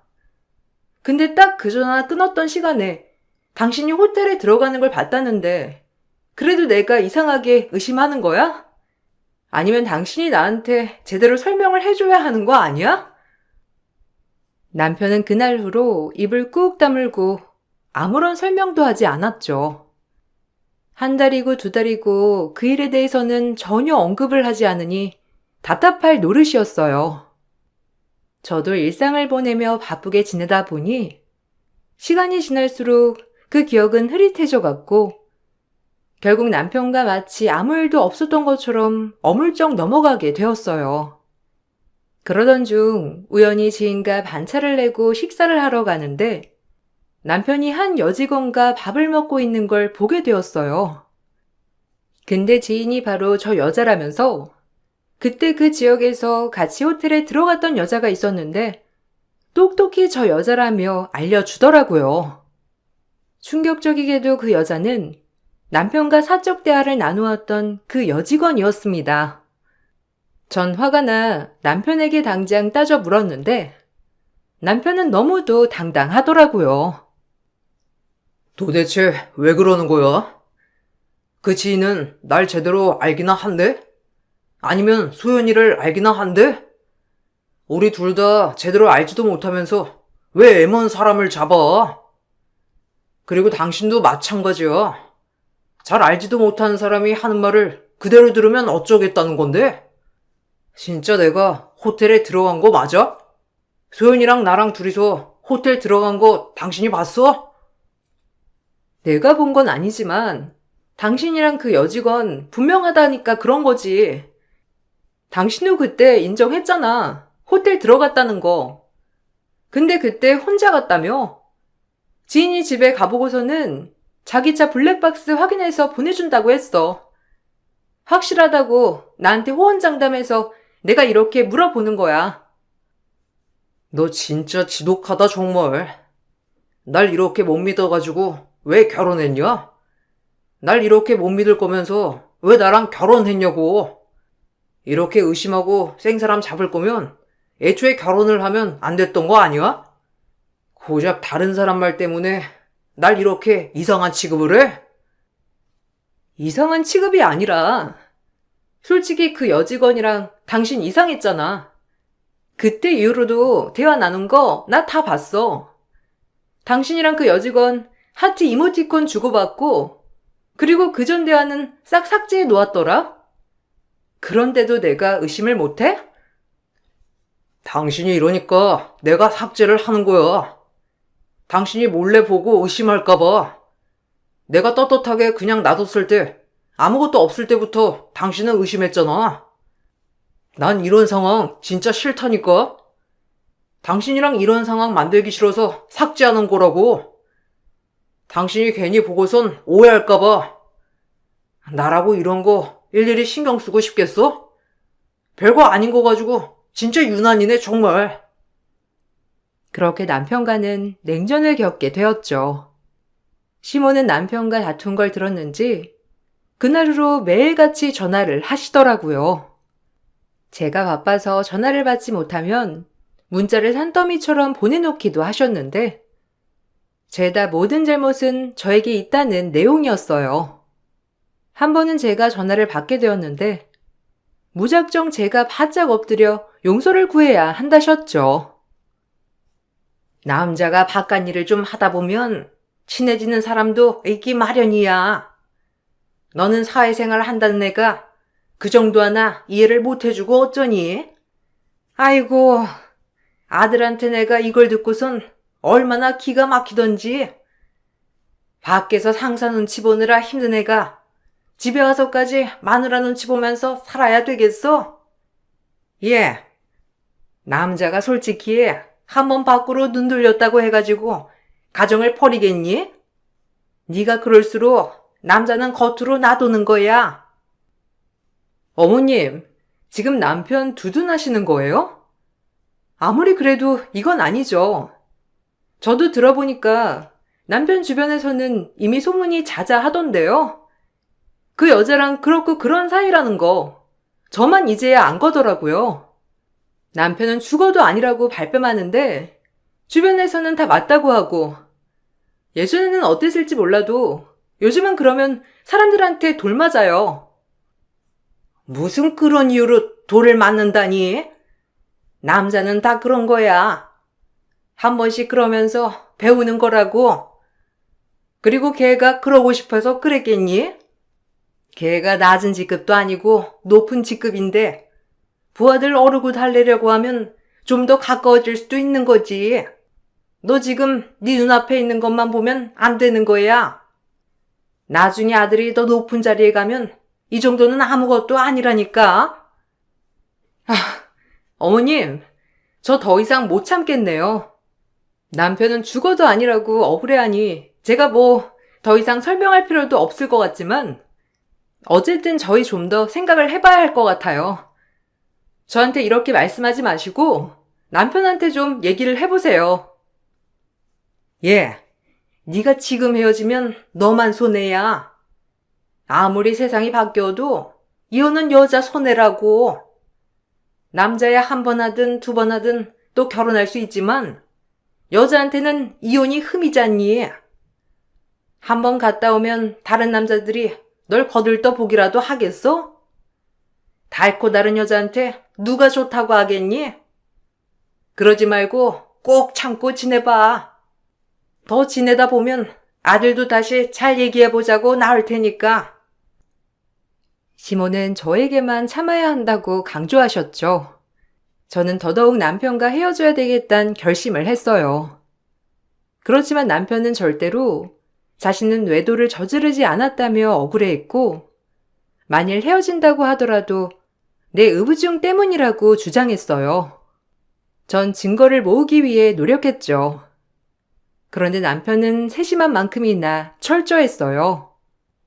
어느 하나 증거도 남기지 않더라고요. 그러던 중 제가 출장지에서 집으로 오던 날 사건이 발생했어요. 폭설로 지방 출장이 취소된 새벽밤에 자는 남편 몰래 집으로 들어왔죠. 작은 방에서 잠들어 있었는데 밖에서 소곤대는 소리에 일어나게 되었어요. 그런데 두 년놈들이 이상한 소리를 하고 있더라고요. 와이프 어차피 출장 가서 집에 없어. 오늘은 퇴근하고 바로 여기로 오면 돼. 어차피 우리 몇 달 뒤에는 같이 여기서 살 거잖아. 안 그래도 한번 보여주려고 했는데, 에휴, 와이프가 밖에 쳐나가지를 않아가지고. 어쨌든 이렇게 보여줄 수 있어서 다행이다, 자기야. 아침에 오느라 힘들진 않았어? 여기까지 안 와도 되는데 금방 챙겨서 나가려고 했거든. 아니야, 오빠. 내가 오면 되지. 그나저나 짐 깔끔하고 좋네. 여기 이사 오면 싹 리모델링은 해야 되겠다. 그렇지? 지금 사는 집 내놓긴 했는데 와이프는 언제 집 나가겠대? 그런 소리는 안 해? 아, 바람인 거 알았으면 그냥 곱게 집이나 나가지. 왜 굳이 여기서 버티고 있는지 모르겠네. 오빠 아직 증거 잡힌 건 아니지? 이러다가 증거 잡아서 소송하는 건 아니야? 아니야. 걔 멍청해서 그런 거 못해. 그리고 보니까 우울증 걸려가지고 약 먹고 있더라고. 안 그래도 내가 걔 의부증 때문에 미쳐버리겠다고 요즘 문자도 엄청 보내놓고 있거든. 아마 그걸로 걸고 넘어져가지고 헤어지면 될 것 같아. 아휴, 결혼 한번 잘못해가지고 내가 뭔 고생이냐? 이렇게 이쁜 자기를 두고선 한 집에 살지도 못하고 말이야. 이혼하려면 또 오래 걸리니 어떡해. 이거 오빠 와이프 몰래 음료에 타먹여. 왜 이혼해? 이거 하나면 다 해결되는데. 와이프 우울증 약 먹는다고 했지? 내가 그래서 다 준비했지. 이거 모으느라고 내가 얼마나 고생했는지 알아? 이거 한 번이면 끝나니까 우리 조금만 참자. 두 사람은 몰래 음료에 무언가를 섞어두고 나갔어요. 어찌나 두 사람이 서로에게 정신이 팔렸는지 제 신발은 아예 보지도 못했더라고요. 나가는 소리에 거실로 나가보니 식탁 위에는 남편의 쪽지와 함께 음료수가 같이 있었죠. 쪽지에는 여보 당신이 날 의심해서 너무 마음이 아파. 그렇지만 출장 다녀오느라 고생했어. 이거 마시고 기운내. 우리 다시 잘 지내자. 하는 내용이 적혀 있었어요. 전 그 쪽지를 보고선 기가 막혔습니다. 아마 그 안에 무언가를 타놓았던 거구나 싶었죠. 새벽에 잠을 제대로 못 잤던 전 증거를 잡았단 생각에 마음이 풀렸는지 잠이 몰려오더라고요. 결국 다시 잠에 들었고 깨게 된 건 오후가 다 되어서였어요. 개운하게 거실로 나가보니 시모가 식탁 앞으로 쓰러져 있었죠. 전 급하게 신고를 했고 병원으로 향했어요. 시모는 겨우 목숨은 건졌지만 깨어나지 못하고 식물인간 상태가 되었어요. 알고 보니 시모는 남편을 챙겨주려고 아침에 몰래 신혼집에 왔던 거였고 애정어린 남편의 쪽지를 보고서는 질투가 났는지 어쨌는지 그걸 홀라당 먹었던 거였어요. 모든 사실을 알고선 남편은 절 원망하더라고요. 당신 다 알면서 안 먹었지? 그거 우리 엄마 먹으라고 고스란히 거기다 둔 거지? 어떻게 당신 다 알면서 그걸 거기다가 그대로 놓을 수가 있어? 이건 당신이 우리 엄마 저 지경으로 만든 거야. 알아? 우리 엄마 해한 건 당신이라고. 이제 어쩔 거야? 엄마 평생 깨어나지 못하고 식물인간으로 살아야 할 수도 있다는데 어쩔 거냐고. 어느 정도로 뻔뻔하면 그딴 말을 그렇게 내뱉니? 다 알면서 안 먹었냐니? 다 알면서 그대로 놓았냐니? 내가 뭘 알고 있다는 건데? 내가 어머님을 왜 해야 한다는 건데? 내가 아니라 당신이 알고 있겠지? 당신이 날 해하려고 했으니까. 그 안에 도대체 뭘 탔어? 뭘 탔길래 네 엄마가 그걸 먹고 이 모양이 된 건데? 그건 나도 모르지. 네가 탄 거니까. 네가 우울증 겪어서 약 처방받고 그거 전부 다 그 안에 담은 거 아니야? 내가 쪽지 남긴 것처럼 위장해서 우리 엄마 골로 보내려고 그런 거 아니냐고. 네가 그러지 않고서야 우리 집에서 그런 짓 할 사람 누가 있어? 나 당신 신고할 거야. 엄마 해하려고 했던 거 내가 다 신고할 거라고. 말이 안 통하네 정말. 야, 네 엄마 네가 식물인간 맞는 거야. 아니다. 너랑 그 상간녀 걔랑 둘이서 같이 불구 만든 거네. 금수 같은 것들. 니네가 한 짓 안 밝혀질 줄 알았냐? 꼬리가 길면 밟히는 법이지. 나 없는 사이 계략 짜느라 수고 많았네. 근데 어쩌냐? 그거 내가 다 알아버렸는데. 고맙게도 이렇게 증거까지 만들어주시니 어떻게 감사를 전해야 할지 모르겠다, 야. 전 남편과 상간녀를 신고했어요. 경찰 조사가 시작되면서 그동안 모았던 증거 자료들을 모두 제출했죠. 남편은 제가 한번 우울증 약을 처방받았던 걸 보고선 제가 우울증 약을 꾸준히 먹고 있었다고 생각을 했던 모양이었어요. 그렇지만 저도 남편과의 문제 때문에 심한 우울증을 앓긴 했지만 약은 한 번만 처방을 받았고 더 이상 먹었던 적은 없었죠. 특히 사고가 발생했을 땐 더더욱 전 처방을 받은 적이 없었어요. 제가 지적을 했던 남편과 상간녀 처방전을 찾아보니 바로 상간녀가 우울증 약을 주기적으로 처방을 받았더라고요. 남아있던 음료 안에서 발견된 약물이랑 동일했죠. 그렇게 증거와 진술로 남편과 상간녀는 가실치사, 미수 혐의로 처벌을 받게 되었어요. 뒤늦게 남편은 처벌 불원서를 작성해달라고 하더라고요. 여보, 사실 내가 여자에 미쳐가지고 눈이 돌았었나 봐.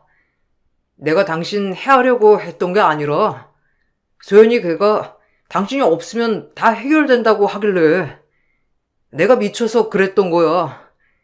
절대로 내가 먼저 당신 해하려 한다고 그런 말 한 적 없어. 나 믿지? 당신한테 그런 짓 했던 건 나 정말 미안하지만 나까지 깜빵에 들어가면 우리 엄마 누가 봐줘. 당신이 좀 합의 좀 해줘. 내가 왜?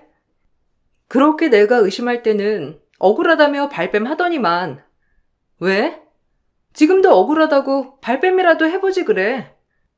나한테는 증거 다 있어도 절대 아니라면서 오히려 날 의붓중에 정신 이상자 취급했잖아. 그때처럼 지금도 그렇게 억울하다고 의심하는 사람들이 미쳤다면서 그렇게 해봐. 혹시 몰라? 당신 봐줄지도. 여보, 왜 그래? 그래, 내가 당신한테 너무했지? 이혼하고 내가 위자료까지 다 받을 수 있게 해줄게. 소연이 걔 나 찾아오지도 않고 있어. 나랑은 어차피 이혼할 거고 나 땡전 한 푼 없는 거 당신 알잖아. 차라리 내가 걔 상간녀로 고소해가지고 위자료 받을 수 있게 증언도 다 해줄 테니까 제발 나 좀 여기서 빼내줘. 당신이 처벌 불원서만 작성해서 보내주면 나 감형받아서 일찍 나갈 수 있어. 웃기시네. 아니 천년의 사랑은 어디 가고 이제 와서 증언까지 해주겠대? 상간녀 증거는 이미 차고 넘쳐서 너 따위 증언은 이제 필요도 없어. 지금까지 그랬던 것처럼 절대 그런 사이 아니라고 끝까지 잡았대. 차라리 그게 낫겠네. 용서를 구하려면 네 엄마한테나 해. 네가 저지른 일 때문에 병상에 누웠는데 무릎 꿇고 빌어도 모자라지 않겠니? 거기서 많이 기도하고 용서 빌렴. 상간녀는 어떻게든 처벌을 피하려고 모두 남편이 한 일이라고 증언했지만 제 증언으로 상간녀도 처벌을 받게 되었어요. 결국 남편의 하찮은 행동 때문에 시댁은 풍비박산이 났고 전 그렇게 남편과 이혼을 하게 되었어요. 그렇게 기중하고 기중하던 아들 때문에 목숨까지 잃을 뻔했던 시모는 겨우 깨어났지만 아들이 한 행동 때문에 충격에서 벗어나지 못하셨다더라고요. 후유증으로 치매가 급속도로 진행되어서 이제는 사람도 제대로 못 알아보고 주변 도움 없이는 아무것도 하지 못하는 아이가 되어버리고 말았다고 해요. 남편은 죗값을 치르고 있어요. 제 주변에서 알만한 사람들이 어느 정도 알지만 사실 잘 모르는 사람들에게는 쉽게 털어놓긴 어려운 일이더라고요. 저도 충격에서 겨우 헤어나왔는데 앞으로는 정신 차리고 살아보려고요. 여러분들도 항상 행복하시고 늘 자기 자신의 행복이 중요하다는 거 잊지 마시길 바랄게요.